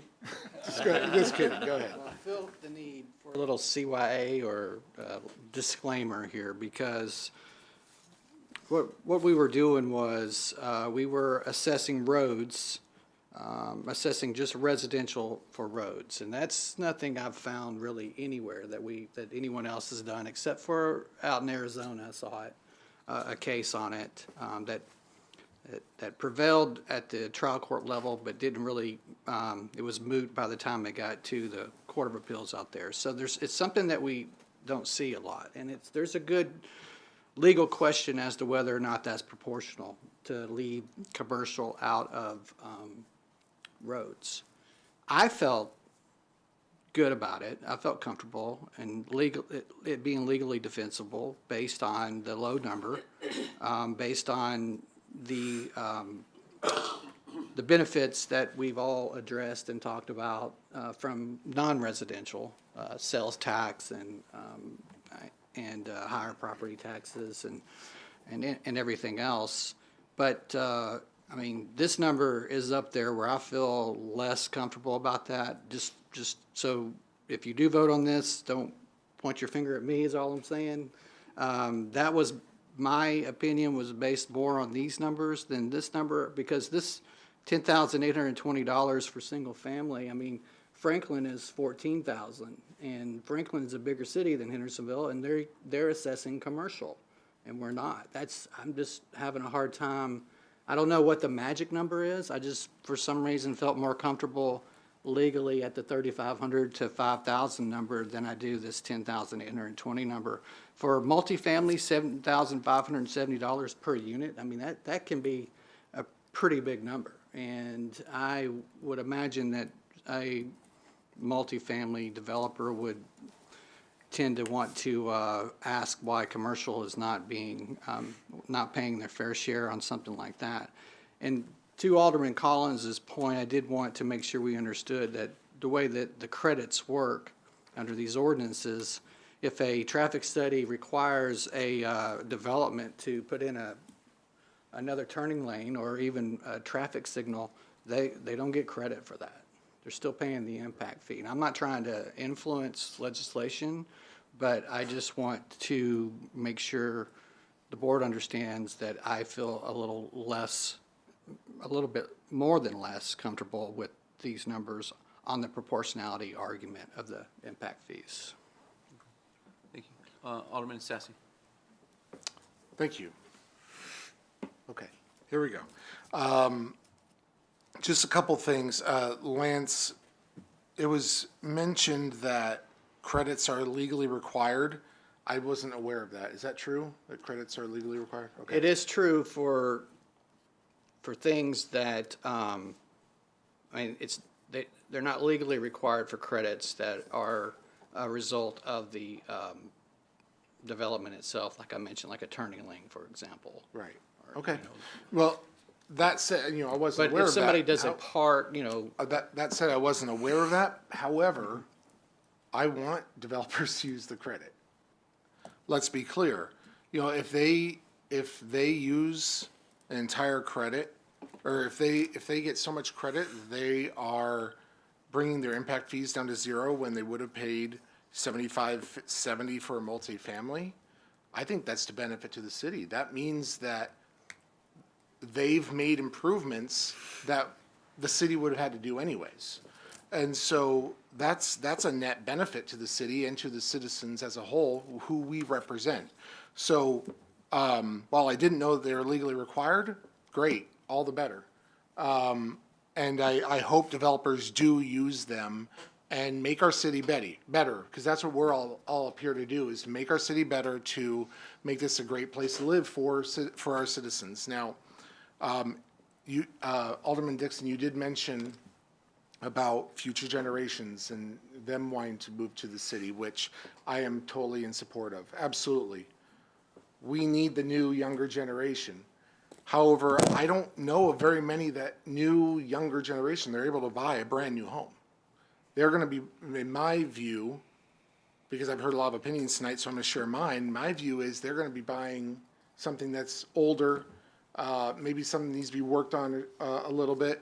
They're not going to be able to afford a brand new home, and they couldn't do that today. Over in Ward 1. And I just keep on going back. I've heard a lot tonight about how it's just going to get pushed onto the buyer. For a new home buyer, yeah, it will get pushed on a new buyer.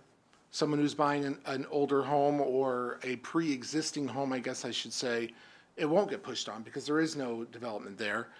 But at the end of the day, the current ordinance is only establishing 17%. I keep going back to that. I keep going back to, making homes affordable. What about making Hendersonville affordable for the people who are already living here? And if the developer's only paying 17% and we're pushing that other 85% on the residents, this is going to actually increase taxes.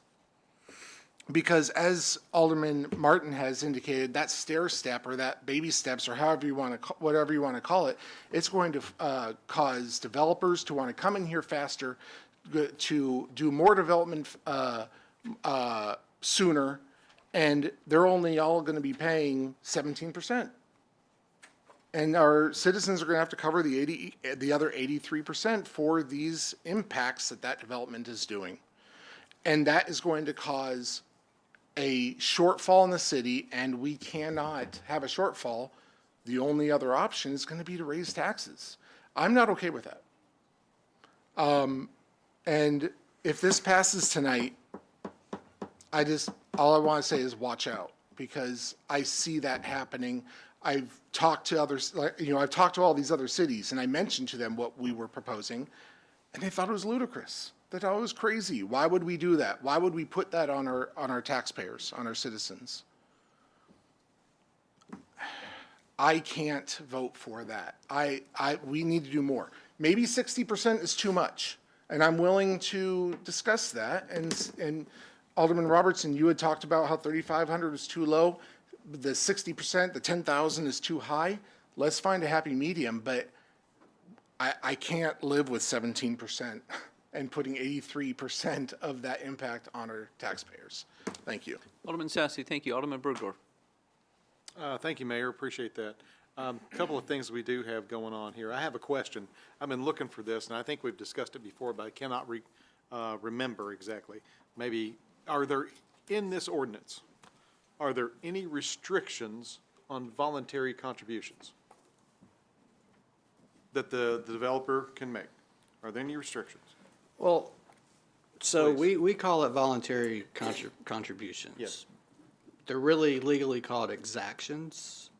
and we've talked about this in another development recently, where if we have an agreement that you will do X, then we will approve Y.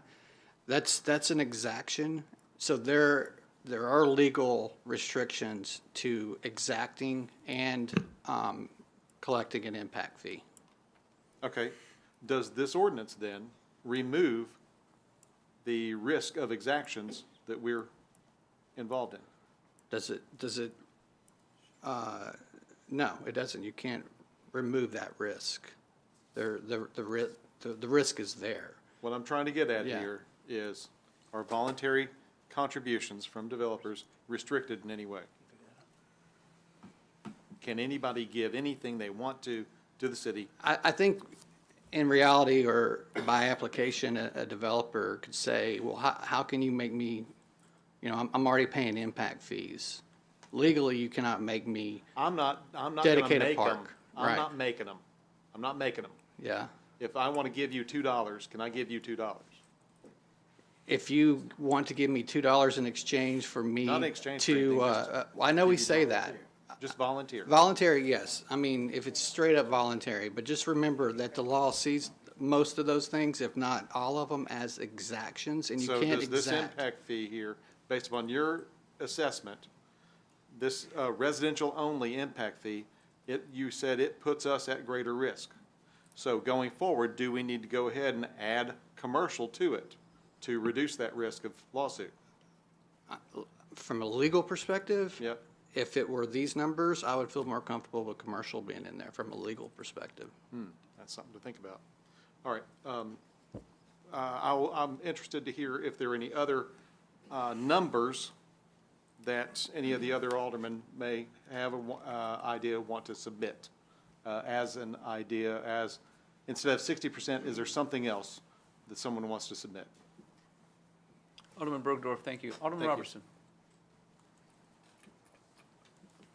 We're really trying to set good policy.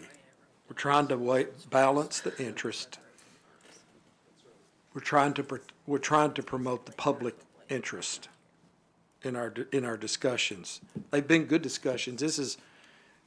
I'm kind of a policy wonk. This is what I enjoy about being an alderman, is the debate, the rational debate, the balancing of interest, and coming up with a solution. I used to referee high school football, and, I noticed that when players saw me looking at them, they behaved pretty good. If they thought I was looking the other way, they'd hit somebody or do something illegal. But tonight, we've had our referee tell us that he can justify 35 up to 5 what was originally proposed. If we go over what he has said tonight, you can bet your bottom dollar there's going to be a lawsuit, and the words of our general counsel, our city attorney, are going to be repeated in that lawsuit.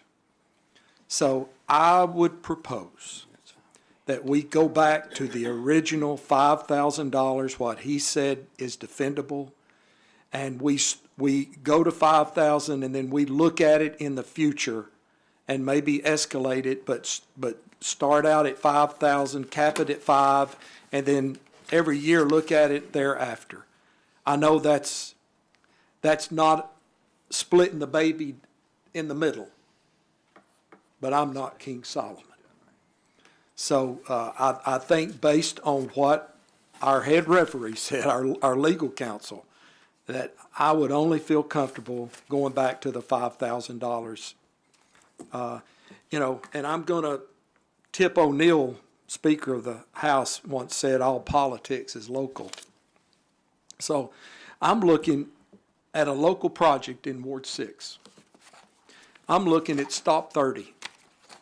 Stop 30, as you're aware, has some vested zoning of 200 homes on Stop 30.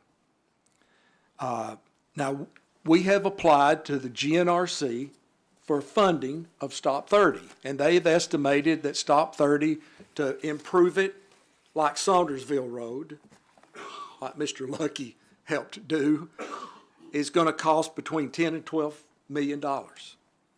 If we go with $5,000, that will give us $1 million of the 80-20 split if the GNRC funds it. So, based on what Mr. Ray said, I only feel comfortable going to the $5,000. I will support that. Other than that, based on his comments, I can't put this board at risk. So that's what I would hope that the sponsor of the motion and the second would consider. And if they do that, I will vote for 5,000. I don't know if that'll pass or not, but I think that's a compromise that is legally defensible. Thank you. Alderman Robertson, thank you. Alderman Garza. Yeah, Alderman Robertson, I've been listening to what you have to say, and I'm in pretty much agreement with you. I do think that the 3,500 we're first looking at here is too low, and I happen to agree that the 10,800 is too high. I don't even know where the $5,000 number came from. And I'm not trying to penny pinch here, but I look at 10,800 and 3,500, and my mind goes to $6,000. I'm not trying to add more money to it, but I still think the original 5,000, which we're all happy with, is still a made-up number. It's still not even close to what we were expected to spend or expected to charge. So as we did during the negotiations for some of our first responders' pay, I could easily go to 6,000 and 5,500 for multifamily. And I don't think that, Mr. Ray, would that be too offensive? Well, like I said, there's no magic number that I can come up with. I think, the more it goes up, the more, in my mind, the legal risk goes up. So I think that, and you're right, I mean, I don't know where the 3,500 or the 5,000 came from in the first place, but that's what was presented to me, and that's what I did a lot of research on. Right. So, I mean, the $10,821 one was, to me, a lot of risk, and it goes down. But it wouldn't have been a lot of risk if the original number was $8,000, would it? If it was $8,000? Yeah. If I started that, why do you think that? Because it's really all relative, right? Right. So whatever numbers we come up with here, I think, Alderman Sassy has a great point. I mean, we want the developers to do their fair share. Some of it's going to get turned over to the homeowners. There's no question. That's never been off the table. But I will say that a good developer will use that up quickly in credits.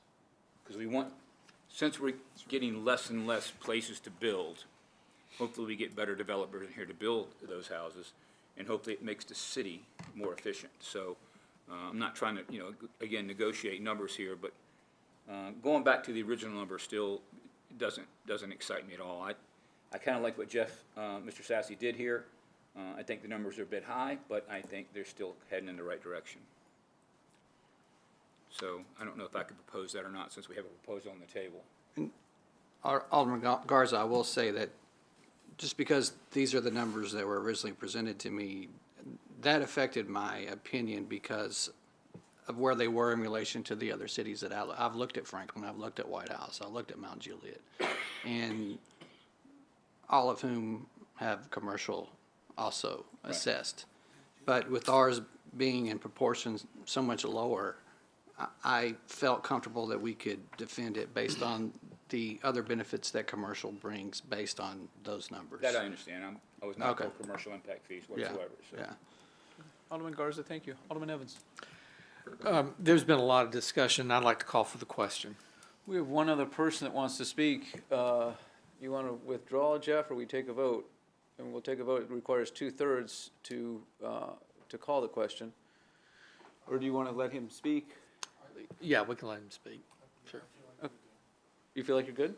No, I feel like I need to Sure. Yeah, that's fine. Okay, appreciate that, Alderman Evans. I'll come back to you if there's anything else. Go ahead, Alderman Sass. I just think this is too important to cut it short, but I do appreciate what you're doing. Alderman Garza, just wanted to I ran the numbers really quick, and the 6,000 is 33%, and the 5,500, that's just what you said, right? 6,000, 5,500? 5,500 is 43%. I would be amenable to that if you wanted to make, if this board could agree to that, I would be amenable to it as well, because that's better than 17%. It's getting us there. It's at least 1/3 of the cost for single family, and it's like 43%. It's like, what is that? 3/8 approximately.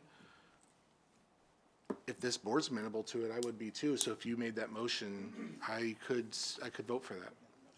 You could amend the amendment. Or should I just amend my motion? So, we've got a couple options. You could amend your original withdraw and withdraw and make a new motion, or Alderman Garza could amend the amendment. It's a lot easier if you and Alderman Bergdorf. Are you amenable to that? I am. All right, then I would like to make my motion to be 6,000 for single family and 5,500 for multifamily. Starting year one. Yeah, in year one, and then we can reevaluate in the second year. Yeah. Ooh. So. Well, I mean, we could or we could not. It's going to be 6,000 and 5,500. Whatever the board decides to do after that is up to the board. So if you stick with that, that means if the board doesn't take any actions, we don't have impact fees after the first year. So I'd recommend. What do you mean? So you're saying just for the first No, year? no, no. I'm saying it's 6,000 and it's 5,500. Okay. Done. Okay. 2026. Single family, multifamily. 2027, 2028. Yeah. Yeah, every year. So how do we break that down, parks and roads? 1/3, 2/3? Let's do one third, Okay. 2/3. We're gonna do some more math here. Well, 2/3 is $4,000. 1/3 is $2,000. I got that part. Parks is the 1/3, is that? Parks is 1/3. 5,500. Divided by 3. Still no commercial, is that correct? No commercial. 1/3 is, on multifamily is 1833, and 2/3 is 3667 for multifamily.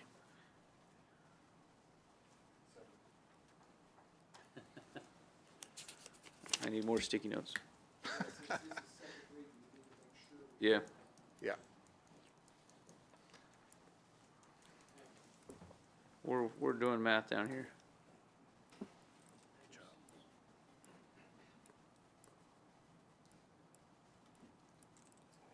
You're fine. Good.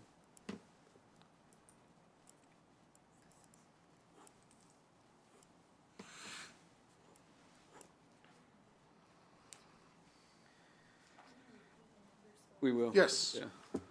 I can if you need me to. It's total of $6,000 for single family, which breaks down to 4,000 for roads and 2,000 for parks. Yeah. And then multifamily is 5,500 total, breaking down to 3,667 for roads and 1,833 for parks.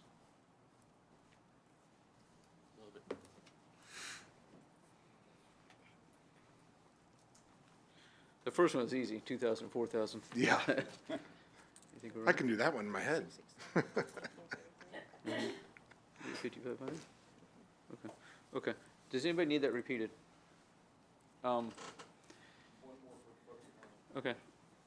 So the total for single family would be 6,000. The total for multifamily would be 5,500.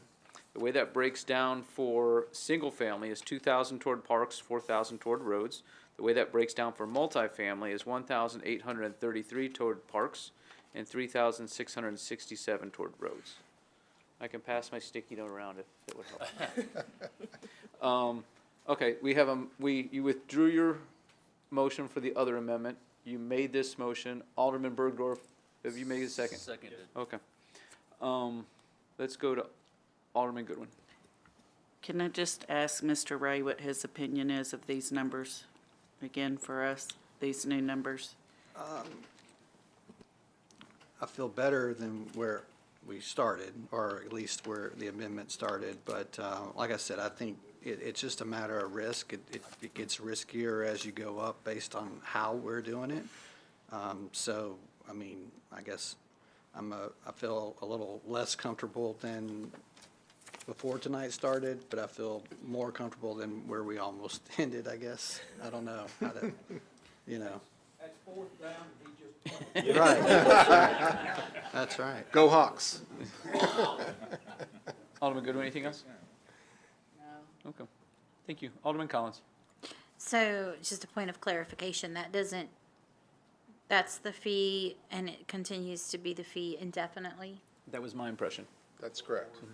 So from the 2030 number, it's $500 more than single family and $1,000 more for multifamily. Is that? That's what I see as well. So the real objection is stepping into it over time.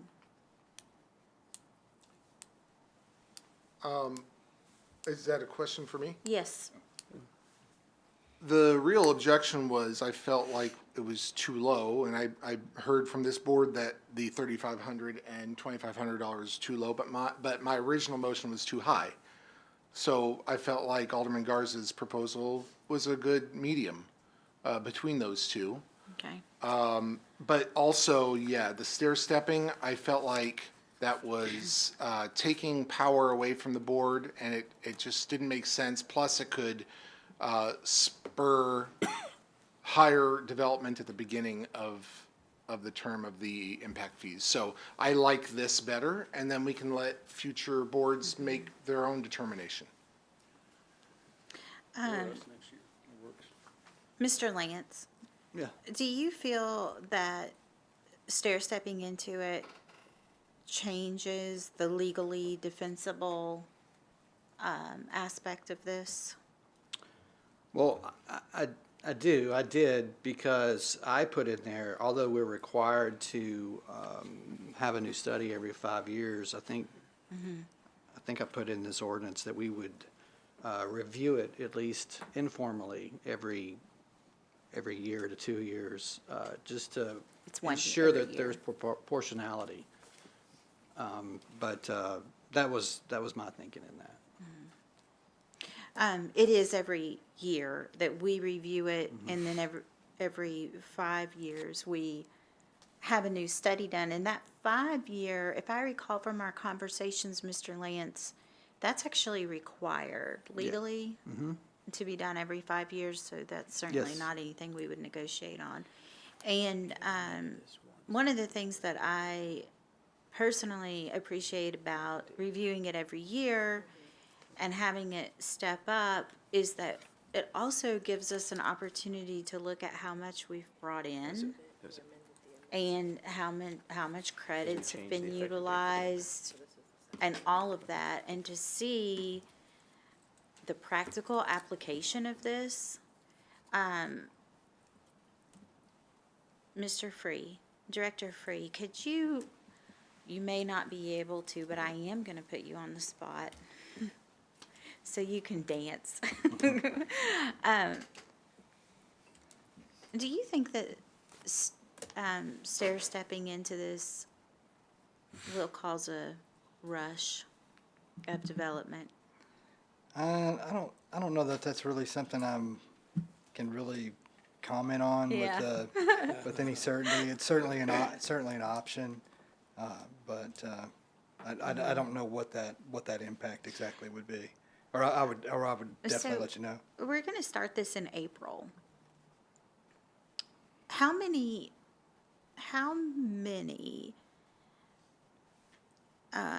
permits were pulled in January? 9. 9.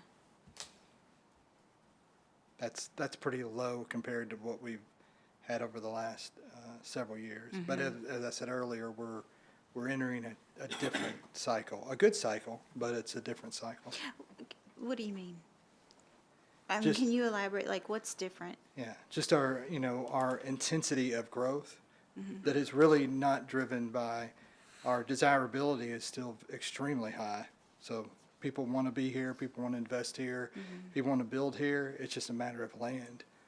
There's just not, And- the amount of land we have available will, over the next several years, those particular numbers of permits will decline. That's not a bad thing. It's just a transition that our community is going to be going into, which is pretty exciting for where we are and be able to maintain our high desirability, which will then lead to substantial infill and substantial reinvestment and redevelopment in our community as well.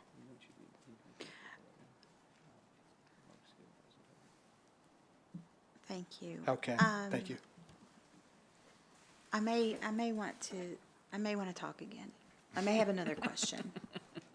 Alderman Collins, thank you. Alderman Robertson. Sorry for talking so much.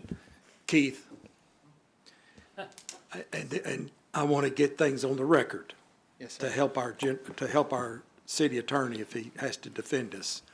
So isn't it true that Mount Juliet has impact fees that go for only parks and roads? Do you recall? What? I do not recall. We looked at does anyone at the staff remember? We looked at a municipal that did, Lance, do you remember? 50 cents per square foot. What was the question again? There is a city, I thought it was Mount Juliet. It is. That the impact fee only goes for roads and parks. To residential or both at residential and commercial? No commercial. No commercial. Oh, And they do have a special charter, Mount Juliet's. It's maybe a little bit different than us. It's not on there. A special charter, you mean they went to the legislature and got special authority? I believe so. I'm not sure exactly when that occurred, but That's believe new so. information to me.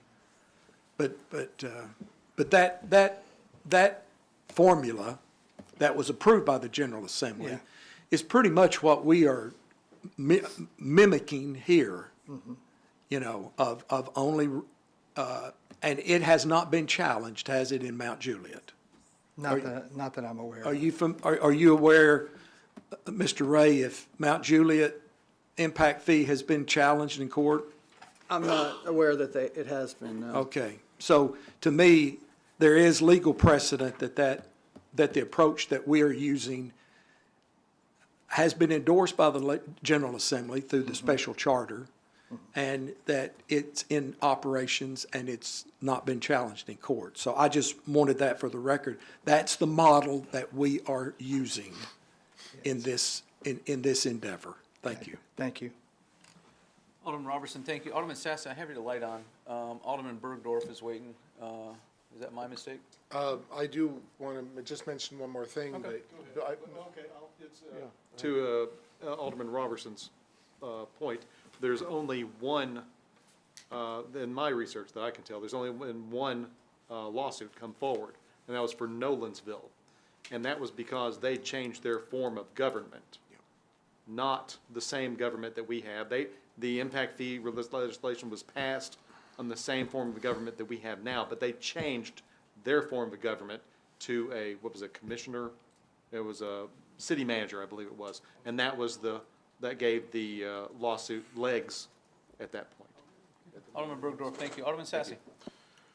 I just wanted to mention, if you want, and this is something that Franklin has done, this is something that other cities have done as well. If you wanted to, after we voted on this, we could then do another amendment that would base the increase on inflation. So every year, whatever the inflation was for that year, that's what the increase would be. Instead of doing a set amount, it would just be automatic based on the federal inflation. So that is doable too, I believe, if Mr. Ray is in agreement. I am. Okay. No, I'm asking. Do you know what I said? Do Yeah. I need to repeat? Yeah, no, I heard what you said. I wasn't sure if I was in agreement or not. Oh, okay. He's looking at information about Mount I just like walking before we run in this situation as best as possible. It's my legal opinion, based on the. I mean, I don't want to tie it to my amendment, but it would be interesting to discuss it after the vote of this amendment, to add that to it. So that's all. Thank you, Alderman Sassy. We don't have anybody else in the queue to speak. So here's where we are. We have a table that is proposed with this amendment that has been properly seconded. It is a total of 6,000 for single-family homes, a total of 5,500 for multifamily units. These 6,000 would be split 2,000 for parks, 4,000 for roads. The multifamily would be split 1,833 for parks, 3,667 for roads. Jason, ready for us? Okay. Does anybody have any other needs for clarification?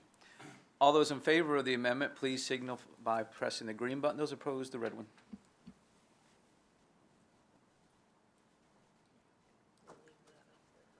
Yeah, and leave it up there for a second, Jason.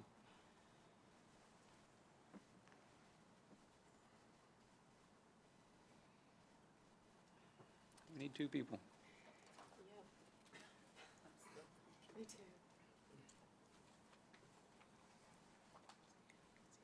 So that passes 8-5 with a majority vote. Those voting in favor: Alderman Bergdorf, Ward, Martin, Sassy, Garza. Alderman Goodwin, Garten, Robertson. Those voting opposed: Alderman Skidmore, myself, Alderman Dixon, Alderman Collins, and Alderman Evans. Did I read that correctly? 8-5. Okay.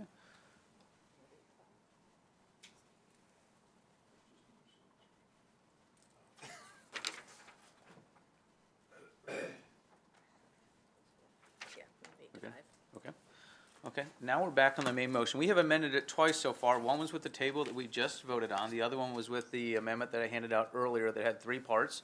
One of those parts was the effective date. Do we have any other discussion on this?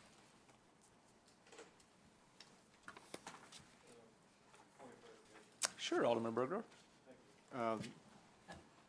The effective date was for April 1st, correct? April 1st is what the board voted on. All right, thank you, sir. Okay. Jason, ready for us? Okay.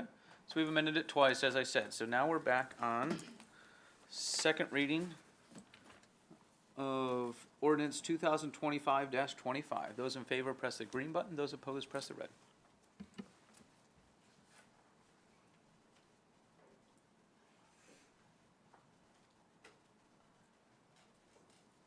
So that passes with a majority vote, 12 voting in favor of it, 1 voting against.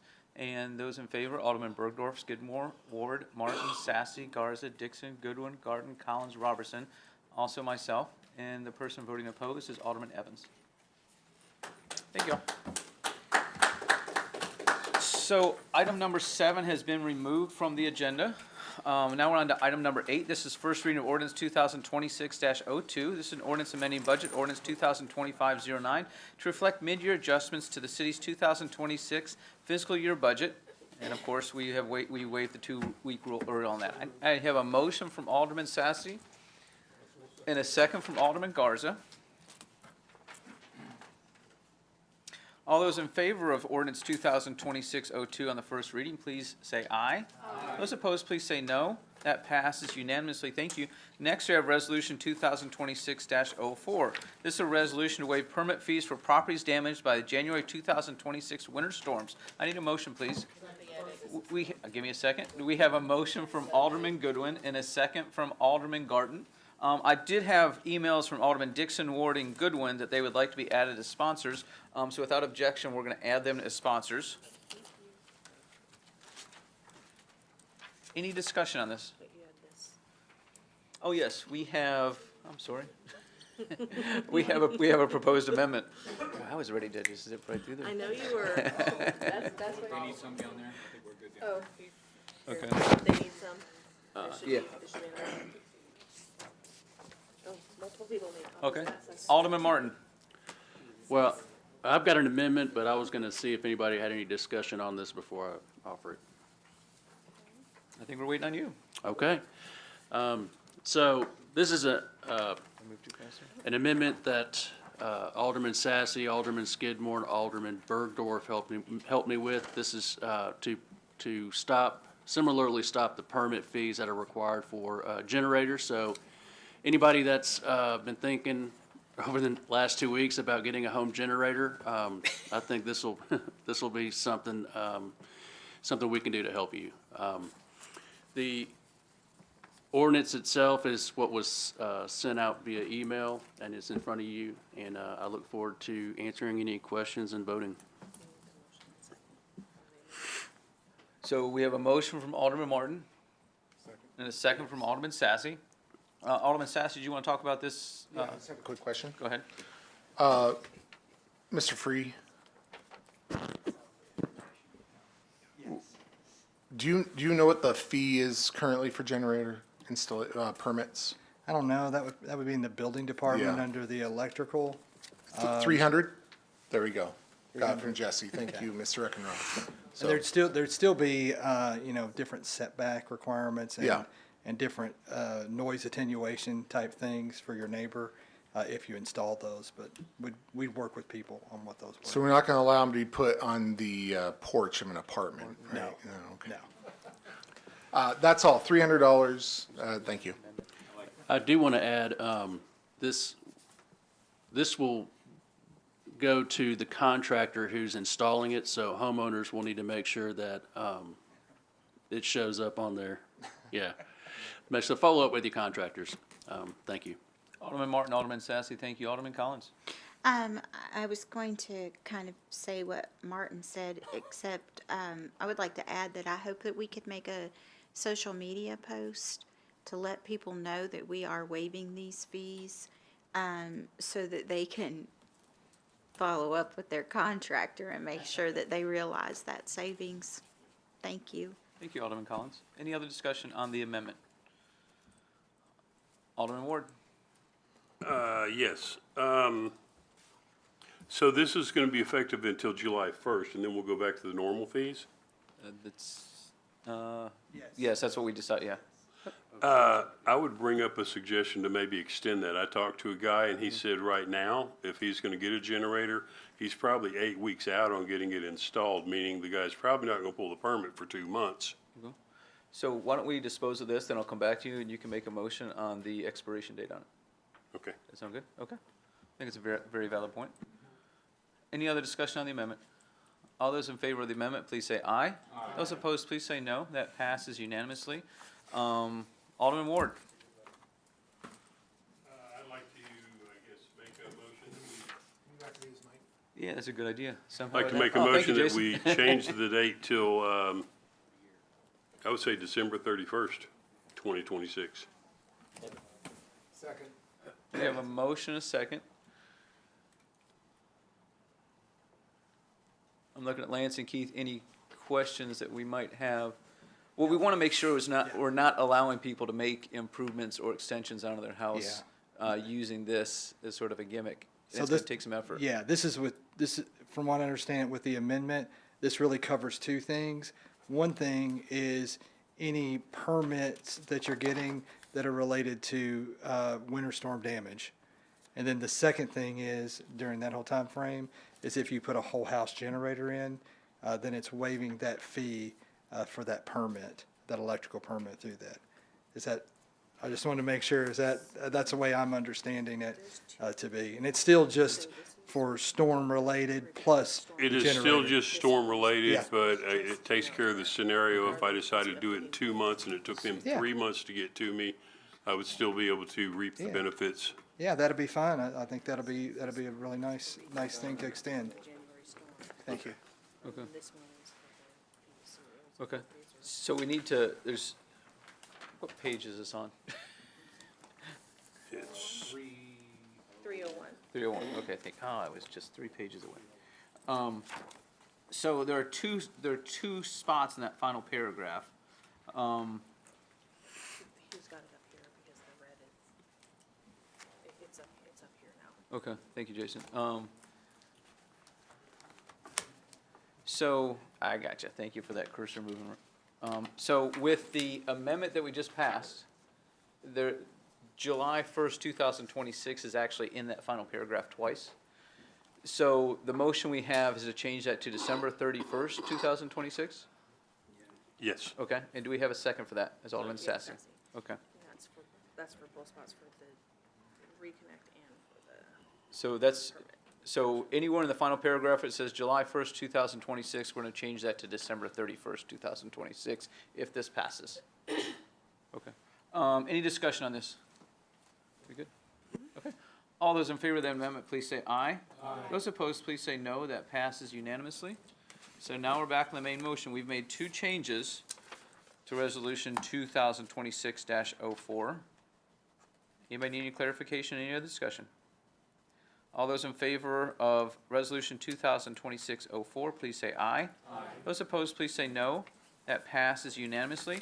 Next, we have Resolution 2026-05. This is the resolution of the City of Hendersonville, Tennessee, expressing opposition to any state-imposed cap on property taxes which limits local governments and funding services desired by their residents, and urging the city's legislative delegation to oppose state legislation that would impose such a cap.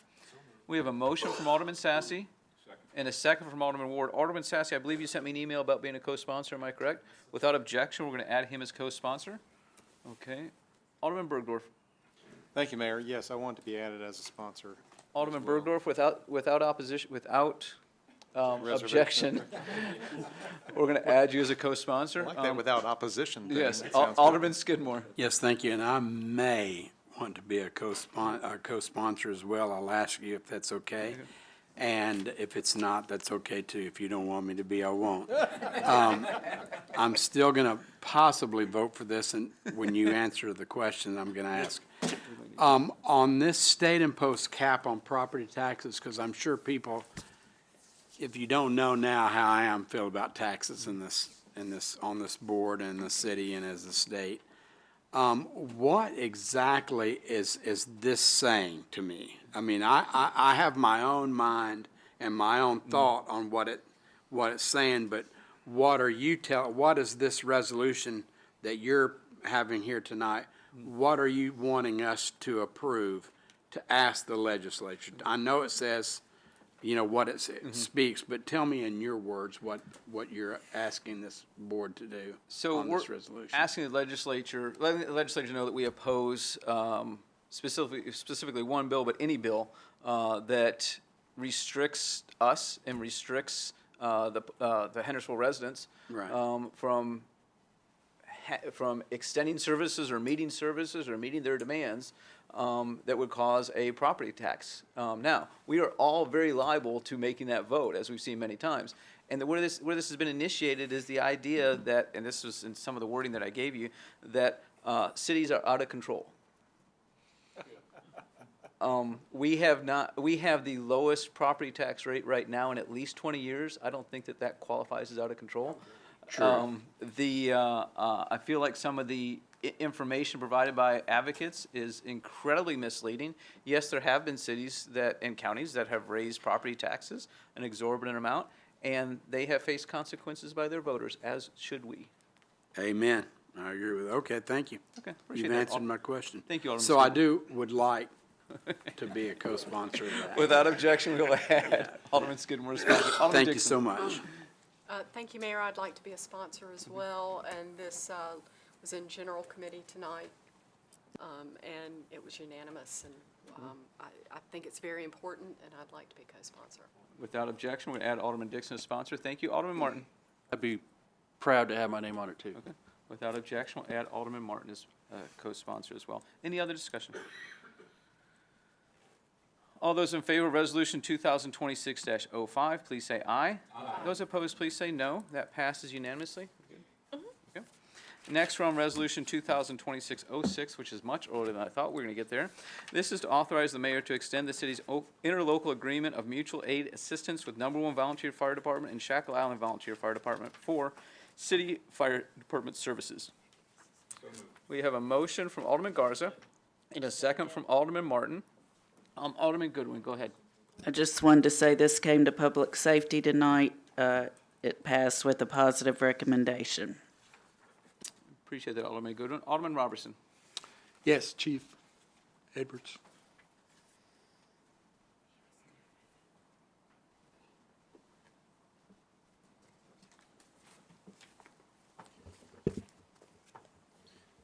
So Oh, I'm sorry. Good evening, Chief. Good evening. Again, thanks. You gave us the numbers of what all the fire department's done during the storm, and it's phenomenal. So I know I speak for the entire board. Hoorah, hoorah, for the Well, fire thank you. Yeah, department. they worked very hard. We actually set a record for the number of 911 responses for the month of January. Well, I think since being a new chief now and being an old Boy Scout that you've earned a merit badge for this storm. Well, thank So you. my question is simple. Yes, sir.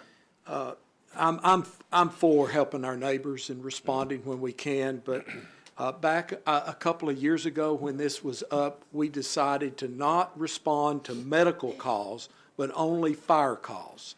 And I wanted to make sure that that was still the policy of the fire department out in the outside areas. Yes, sir. Yeah, yes, it is. We're not responding to any of the medical calls whatsoever. There's 7 call types that we're responding to. 6 of the 7 are on a request basis from the volunteer agencies. 1 is an automatic, that's an active shooter. Yes. But the other 6, they have to actually request for our assistance to come to their jurisdictions. Perfect. That's what I would hope that you would say. Now, we've added brush fires. Yes, sir. Why have we, what's the change there? So what really brought this to our attention is on January 5th, we responded, or we were requested for a large-scale brush fire on Tyree Springs Road, New Hope Road area with the Shackle Island Fire Department. Right. We ended up sending a brush truck and 2 people on that brush truck plus a supervisor out there to help them assist trying to put that fire out. It was on a large hillside. There was a lot of residential structures that were around in that area. The volunteers did a fantastic job keeping that fire away from those structures, and our guys were able to go out there and assist them for a couple hours, also trying to keep that away. Talking with Mayor Clary and Mr. Eggenroth, it looked as like a preventative type thing, being able to send our brush truck out there. They don't request it very often, maybe a handful of times a year. But to be able to send that out there and give them help, especially at times when they don't have a lot of people to respond, it's preventing something larger from happening, which is one of the call votes that we're on the interlocal agreement for is structure fires. Right. So this may prevent that from happening and making a larger incident. I was actually afraid that this was applying to me because with all the wood that's fallen from my trees, I burned in my fire pit and it got out of control a little bit. I was afraid this was concerning me, but I'm glad it's not. So thank you, and I fully support what the Public Safety Committee is recommending here. Thank you, Chief. Yes, sir. Thank you. Alderman Robertson, I feel I need to disclose something here, is that Jesse and I and Chief Edwards were fully aware that the agreement did not really explicitly state that we could send our equipment for a brush fire. We could have waited 30 minutes and followed the agreement and responded to structure fires. So we felt like it made sense to prevent those structure fires, as Chief Edwards said. Okay. Appreciate that, Alderman Robertson. Alderman Evans. Just a quick question. This mentions the Shackle Island volunteer and the number 1. Is that the only 2 volunteer fire departments that we offer mutual aid? Yes. Yes, sir. Okay. Thank you. Alderman Evans, thank you. We have any amendments or anything? We're voting on the main motion. No? Okay. All those in favor of Resolution 2026-06, please say aye. Aye. Those opposed, please say no. That passes unanimously. Thank you. Next, we have the appointment of Alice Couch to the Arts Council. We have a motion. I'm sorry? Thank you. Okay. What Alderman Evans said, he makes the motion. Alderman Garza makes the second. Any discussion? All those in favor of the appointment of Alice Couchy? Elise? Okay. Please say aye. Those opposed, please say no. That passes unanimously. Next round of brief committee reports. Chairman Robertson, Capital Projects. Thank you, Mayor. Board, on January the 21st, the Capital Projects Committee met. We had a quorum, and we received a good report from our newly appointed Director of Public Works. Stephen did a great job. I think it's important to note, all of us understand the GNRC and the funding that we try to get through the GNRC. All of the projects on our transportation list have been submitted to the GNRC for funding, and hopefully within a month or two, we will hear some good results that some of those projects have been approved for 80-20 funding from the state, and then capital projects, then committee will meet again and bring a recommendation to move forward on some of those projects. So we did hear that. Another item is that we received a report on the Drakes Creek traffic study. This was a traffic study that was recommended by BOMA to staff after the last discussion we had on a roundabout at Drakes Creek. So we got a fresh look. So as someone said, now we have the report, the recommendation by two independent traffic studies, and also the staff, that for Drakes Creek, that a roundabout makes the best sense for that. We just took that information under advisement. We talked a lot about different options, particularly what one of our aldermen recommended, and the consultant said that they would not recommend that alternative route for the traffic there. And we got a report on all of the projects that are underway, and we are making progress on the projects. They are moving forward, some at a snail's pace, but working with the state and working with contractors, sometimes it does take time, but we are moving forward, and that's my report, Mayor. Chairman Robertson, thank you. Alderman Martin, Planning Commission. Yeah, there's some slides we're going to show you guys, so I'm going to let Keith Free kind of give an update on the last meeting we had, and then talk about some exciting news on our new monument, or signage. Sorry. All right. Thank you, Alderman Martin. Last week, we had the Hendersonville Planning Commission. We had a good meeting. It went long, not quite as long as this, but it went pretty long. Some of the items that were discussed and approved Phase 3, 4, and 6 for Forest Park subdivision. That's a subdivision we were just talking about a little bit earlier. Approved the preliminary plats for that, so that project should be moving forward here pretty soon. Also, we had on Mansker Creek, right when you come into Main Street, right there on the left side where all that fill area is, over there across the street from the Jeep dealership, on the portion closest to the city limits, then they did an ad use. We've got a national rental car company that's looking to locate there, and they had an ad use. The rental car company itself was an approved use, but they added the use of to be able to do car sales on there as well as a part of that. I think it was like a third of it, so it's limited to a third of the paved parking spaces over there. So that was approved by the Planning Commission. Also, we had a project I think it was like the third meeting we had on it. It was a setback deviation out in Mansker Farms that a lot of neighbors have been dealing with for a long time with the house, for about 4 years. So hopefully, we're working with the bank on it, and the deviations were approved, and hopefully we'll get some resolution on that issue. The image that you have up here, we've been talking with through the Westlake plan. One of the things that we want to do is improve some things with signage, and definitely do something with looking at a new gateway entry sign to the city. This image that you have up here, this was actually discussed at the Capital Projects Committee back in January 21st of this year, and was approved there. And then this went to the Planning Commission, this option C, and they approved it, and they wanted to see it on both sides. I don't know if it's going to work on both sides because of the power lines, but possibly maybe those could be removed at some point in the future, and we could get them on both sides. But I wanted to have this visual image up here so everybody could see it again.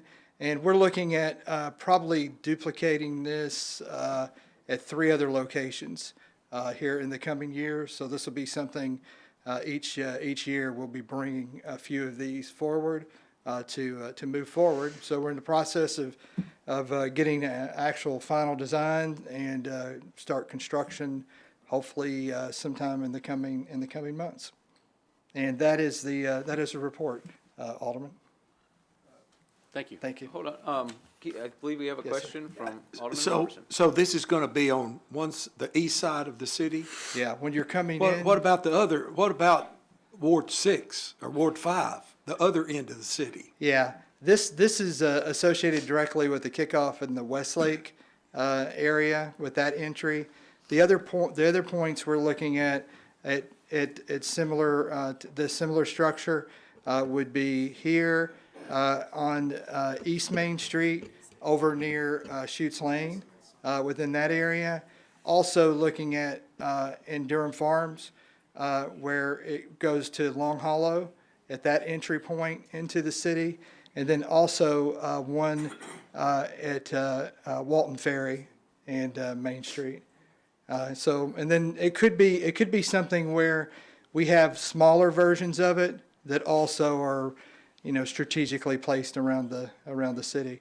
But when you're looking at city entry points, we're kind of limited to different.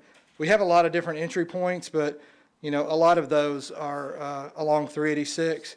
So potentially to expand it, we're looking at the potential of 3 or 4 at the exits. When you come off of 386, at New Shackle, at the other road, Drake's, at Indian Lake Boulevard, and over near Saundersville. So we're looking at some other things as well. So we think I think we're budgeted for maybe 75. We think this is going to probably be 75 to 90. So we'll see. Hopefully it'll be a little bit less than that. Keith, hold on. Alderman Collins has a question. Yeah. for you. Okay. So when you say Chute Lane, are you talking about like between what's it called now? The school has it, not Smith Travel, but the Innovation Center and the bridge, or Yeah. after the bridge before and the the goat bridge. farm? Where and it's just conceptual, but the side where the Johnny Cash sign is, there's a lot going on over there, and it kind of would get lost there.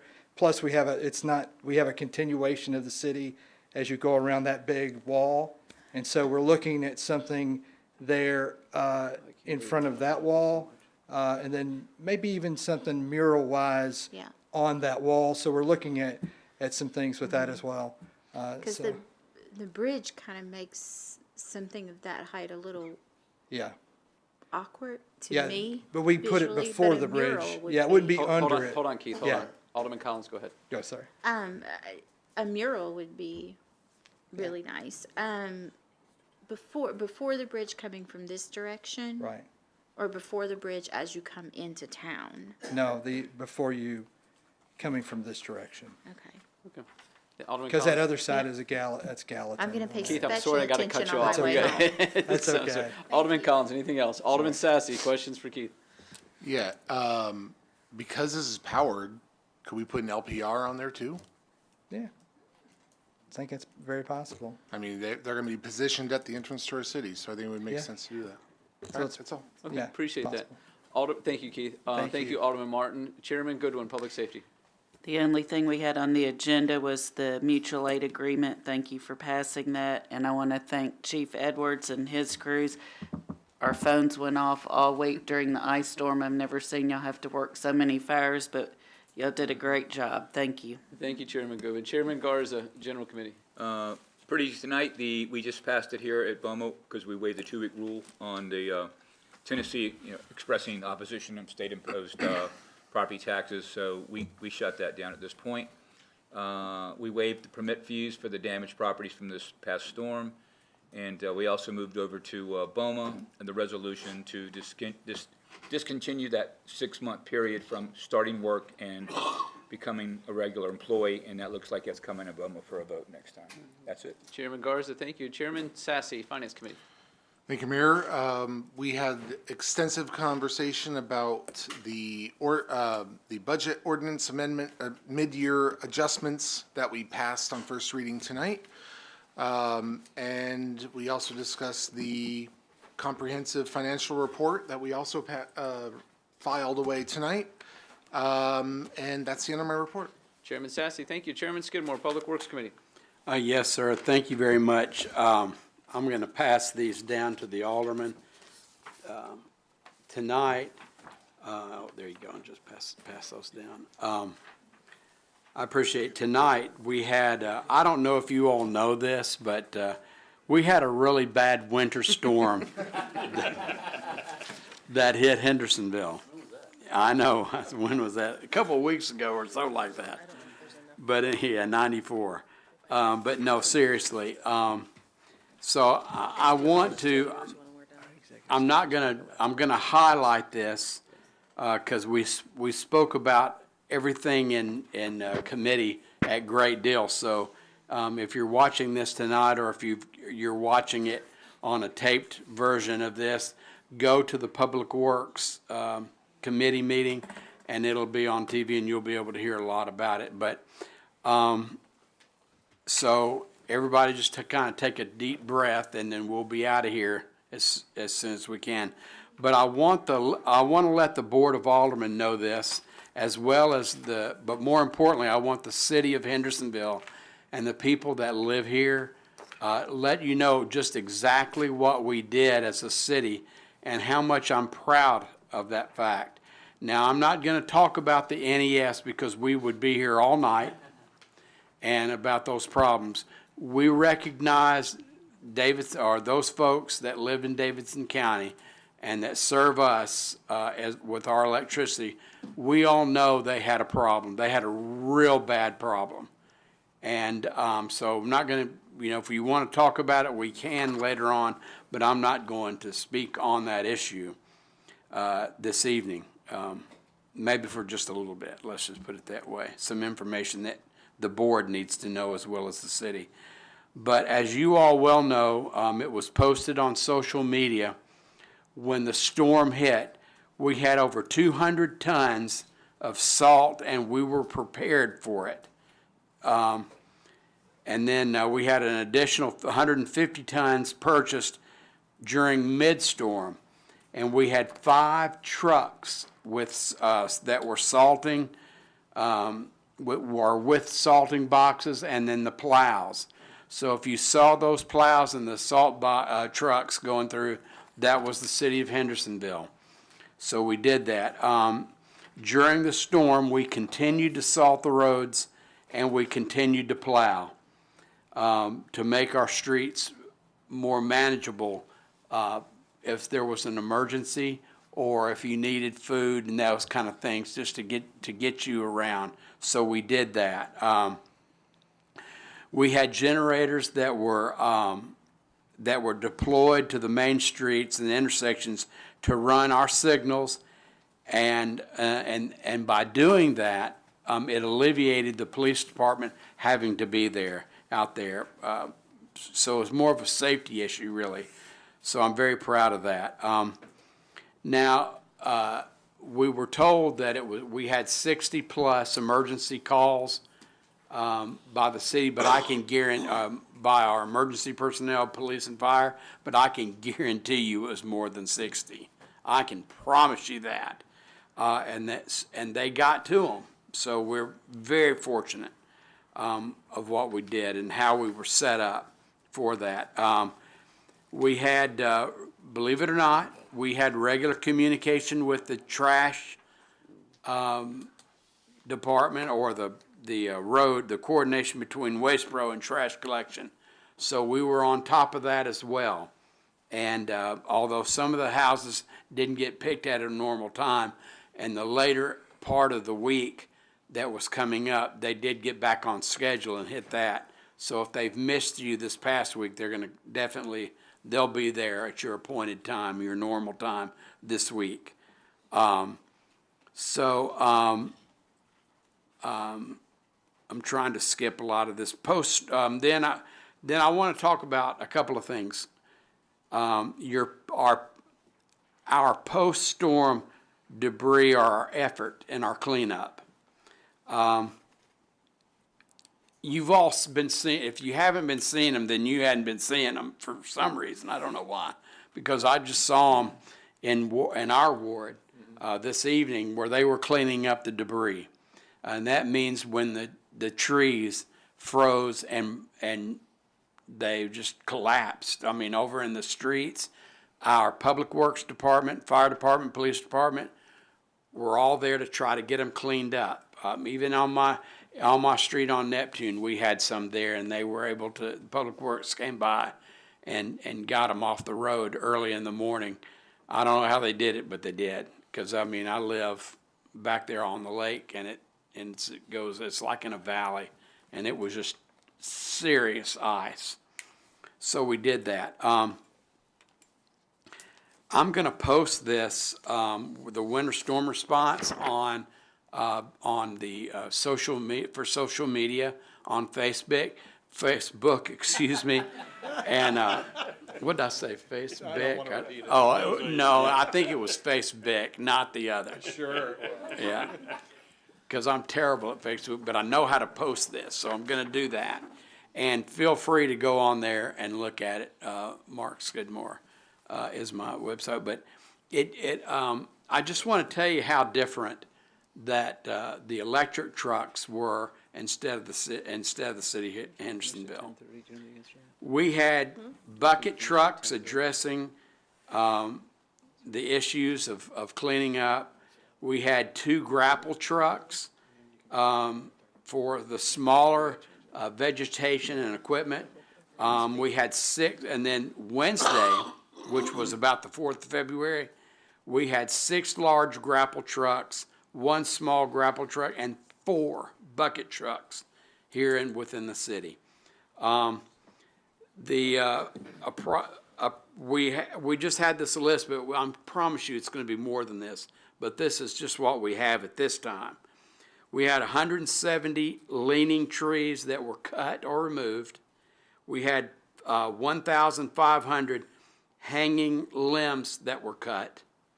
And then, with all that being said, we had about 21,000 cubic yards of vegetation removed. 604 loads have been hauled to the limb out on the limb dump out on Forester Street. As of right now that we know, it's going to be probably higher, but our investment cost to the city at this point for the project, which was cleaning up Hendersonville to date, is over $3 million.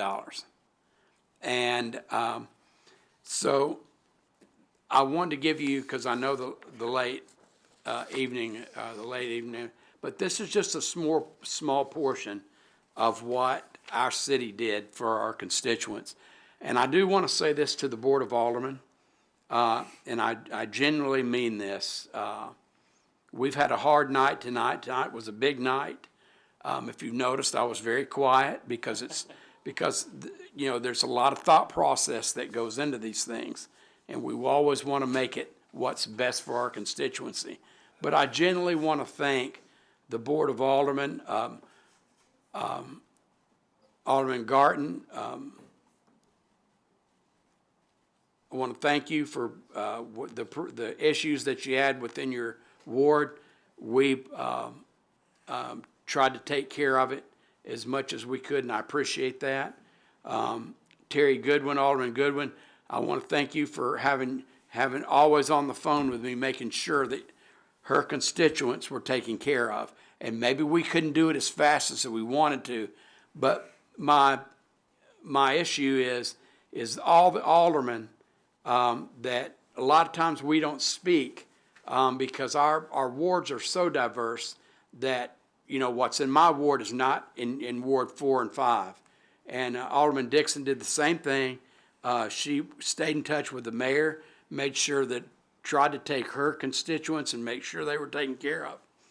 But I do want to say this about our peninsula. Alderman Bergdorf, Alderman Martin, Alderman Sassy, and myself were literally, especially Mike, Alderman Martin, I'm sorry, Mike. He and I were on the phone every day and every night.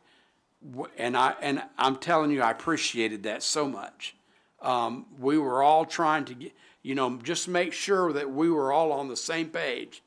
And if the things that we didn't know, we were, you know, we were making it known, especially to Public Works Department. And so when I would call Public Works or if I would call the mayor's office, they already had it. They said, we're working on it. And that makes me feel good because, Mayor, I want to thank you very much in your office. And there's some other people I want to thank on this because we got hit hard, but we were on it. I mean, the city of Hendersonville. And I know some people, because I got them too, when you get phone calls and they're upset and they're nervous because their electricity's not on, and you know, I mean, there's nothing we can actually do about it. Just say, hang on. You know, we're trying to work with everybody to try to get, you know, your power back up so your food doesn't spoil and things like that. And some we were close and some we weren't, and I'm sorry for that. I always am, especially during those the ice, and then we've got tornadoes now coming up in our near future, and we're going to be just as prepared for that as we were in our city. So, Mayor, I want to thank you for it. The things that, and this board, what I want to thank the board for, because the things that we did in last year's budget worked out as a reality that we needed. And I really, really want to apologize, and I needed that. And Mark Evans, Alderman Evans, I want to apologize to you and Eddie Roberson. I neglected to call him because Eddie kept in contact with the mayor's office and then our savior, really, Trace Burkett, who's in charge of the roads, did an exceptional job. I would call him every day, and he'd say, "What is it?" like that, or you know, and I'd say this and this and this, and I was dealing with the whole city, not just Ward 1, but you know, it's like the mayor. When you want to take care, you want to take care of your own. You want to take care of everybody in the city because you guys are the most important, and that we take care of. You pay taxes, and that's, you know, we appreciate that. So in return, I want you to get the best. Casey, with our, public relations, really, and I told her tonight in Public Works that I stole a little stuff off of her Facebook page to put on mine. And so I hope you don't, please forgive me and don't hold that against me. But I guess my point I'm trying to make is the mayor's office and Casey and with Jesse Eckenroth, they were on everything. I mean, they did, as far as I'm concerned, the best that we've ever had in the city in my years of office. And I just again want to thank you guys. I'm not looking forward to another winter storm like that, but I know that our people that live here can rest easy because we've got the best working crew. We've got the best fire department. We've got the best police department. And I can't thank you guys enough for all the things that you did because there were a lot, I know, sleepless nights that you guys had as well as the police department because they were on the ball. And I genuinely appreciate what you did. And then I want to close with this. And this is what's most important to me. And it always is, and you probably always hear this from me, but it's just so truthful. I would not want to live anywhere else but the city of Hendersonville. Because when I was able to get out, you know, I traveled the whole city and all the wards and looking at all the debris that we had. But I'm telling you, your neighbors were helping each other. Some of them came out on Neptune Drive, and I didn't even know. When I walked out starting to pick up debris, they were just walking up, you know, didn't say a thing and started picking up things and putting them on the pile for the trucks to come by and pick that up. You know, they hadn't got there yet, but some of them, they're working on it. And then they're not going to stop until that whole thing. But that's my point about this city. You know, I made the comment in Public Works that you can go, and I do a lot of traveling and things of that nature, and out of country and country and all this stuff. But there are places like, and I know you can't compare Hendersonville to New York or Chicago or Los Angeles, but you can't go into New York and walk down the sidewalk and look at somebody. You know, you got to look straight ahead and do not say a word to those guys, because of these people that live there. And I'm not making it a slap at them, but it's just the way they live. But in Hendersonville, you can go to Kroger's, or you can go to a gas station, and you can say, "Hey, how you doing?" You know, and they'll say, "Hey," and they'll just start talking to you. They don't even know you, and they'll just come. And that is the camaraderie that I would love to see in the whole world, as well as in the United States of America, because you don't have that. You know, it's like in the country, you know, in the old days where a truck would go by and they see you and they give you just a kind of a wave. That's the way people do in Hendersonville, and it touches my heart to see that. When you go in to a store or something like that and people just start, well, you know, they'll ask you, "Have you ever tried this?" You know, when it's cold and weather, and man, you want to get in and get out, but you sit there and talk to them too, because you know, you just do it as an alderman and as a mayor. You talk to people, and I appreciate that, and it warms my heart. I want to thank Andy Gilley. I know he worked hard with the Parks Board with the Parks Department to get our parks, even though there were some places we couldn't use, but he got them fixed. He and his crew were out there. So we did this as not as a community, but as a family. And I love to see that. And I go home at night, or I think about it at night, and I wish my mother was here to see it, because she always said the same thing to me. And you know, I kind of told her when I was laying in bed, I said, "Mama, you know, did you see it? Did you see what I'm talking about? People helping each other, and the city helping the people, and everybody just getting together and do that thing." And I'm so proud of that, and I'm very touched by it. So I want to thank you guys again. Now, I do want to close with this. You're not helping. And then I'll close with about the electricity, NES. I know, and the mayor or Jesse or Steve, our new public works director, may be adding any more to this tonight, because I'm leaving a lot out, and I'm doing that deliberately so he can talk about it. And the mayor can talk about this too. I know the mayor was very active, people, I'm telling you right now, about saving the city a bunch of heartache about when it came to the ice, and he did a remarkable job. And I'm always one to criticize, but I cannot criticize anybody in this city for the work effort that they brought. Public Works Department, Fire Department, all our departments, even the ones in the Hendersonville, where they were manning the phones here. When people couldn't get a hold of me, or my phones were ringing so much and I was talking to them and they couldn't get to me, they'd call the city when they didn't have electricity.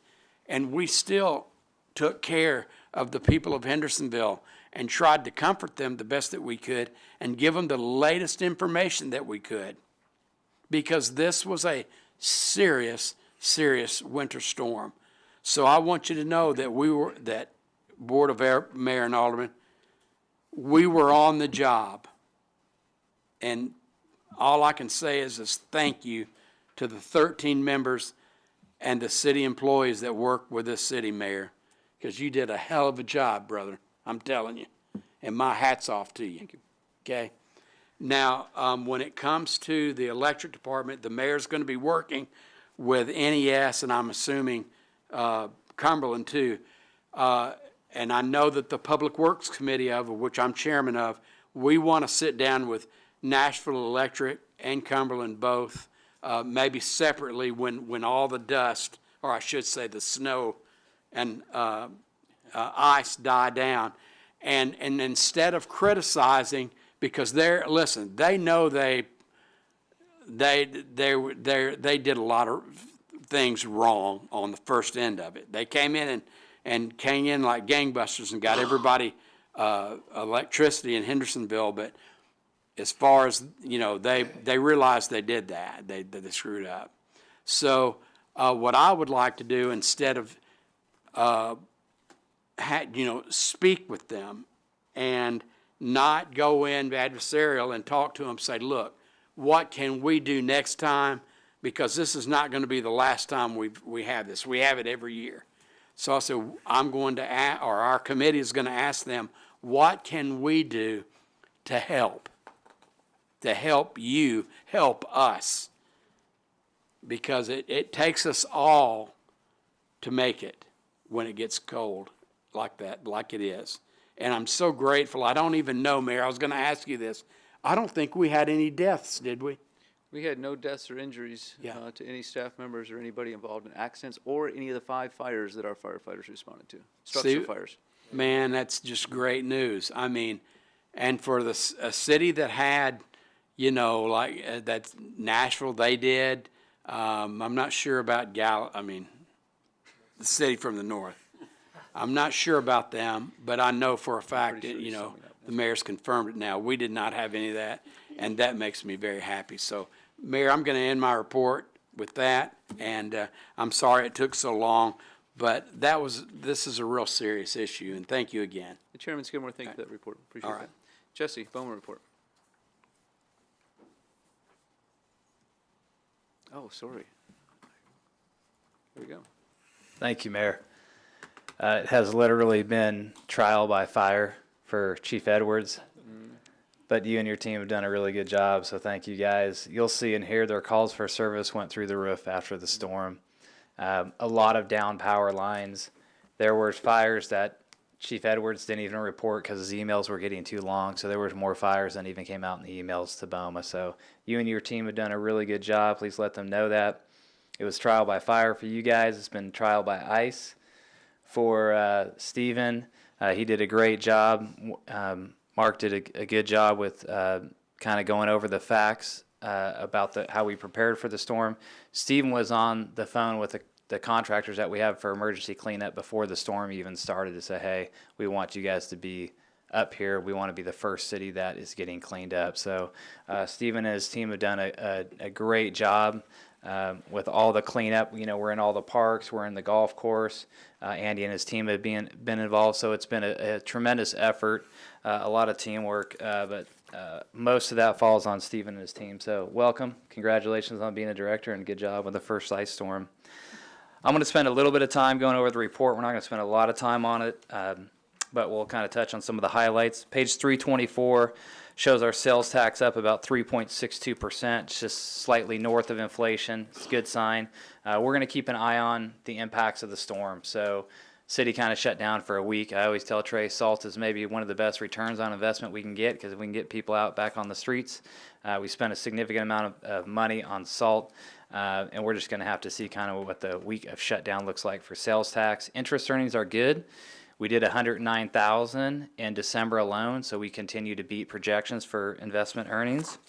Page 325, it shows that our combined permit and sales tax revenue is slightly down from the previous year. We're still hovering around that $2 million mark. We're just not seeing as many residential permits come in. Operating expenditures on page 325. We're up about 1.5% from last year. So, relatively stable to only be up 1.5%. The PIP fund we're showing on page 326 through 327. Those revenue collections are coming in strong. Most of the revenue that we have projected in there is for reimbursement for the construction of Heritage Park. So I think summer of this year is when we expect to break ground. So we probably won't see that revenue actually until the next year. On page 328 and 329, we can see public safety calls for service were elevated in January. This was as a result of the storm, especially for HFD. You can kind of see their calls for service spike. They took approximately 400 calls for service. So Chairman Skidmore was correct when he said there was more than 60 calls. Those 60 plus calls were just for trees that were blocking the road. So that's just when Public Works had to go out and clear the roads. But there was hundreds and hundreds of calls that came in. Over 400 just for HFD to go out and respond to those. So the guys did a great job doing that. Page 332 shows the parks activity. Not a whole lot going on in February, but there's some pretty great projects. The turf fields and LED lights have been going up. And then again, the storm cleanup has been a significant focus for Andy and Trevor and the whole team. So you got to remember too, they have Country Hills Golf Course that they're involved in too. So all the city parks and getting those open and the salt and the limbs and the trees down. So it's been a lot of work for those guys. Page 334, public safety. We can see that vacancies are still low in both police and fire. And last time I was up here, we talked about going active with lateral recruitments for fire. That is actually in the works right now. So it's out there, it's posted. And so we should hopefully have some good results and get guys in here faster so we get fully staffed up. That concludes my report. Thank you, Jesse. Next item we have on the agenda is executive session. We anticipate, and it's on the agenda, that we will have something to consider when we come back from that. My best guess is 10 or 15 minutes.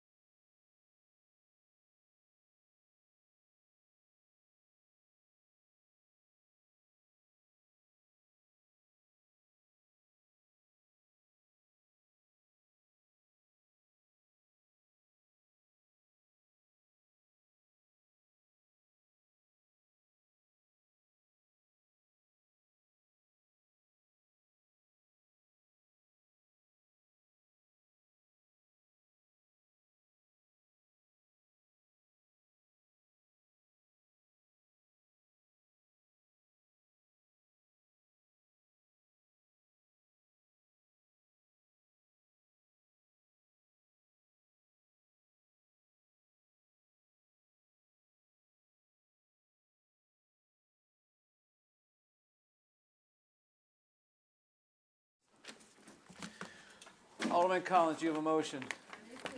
We have a motion from Alderman Collins, a second from Alderman Goodwin. All those in favor of adjourning, please say aye.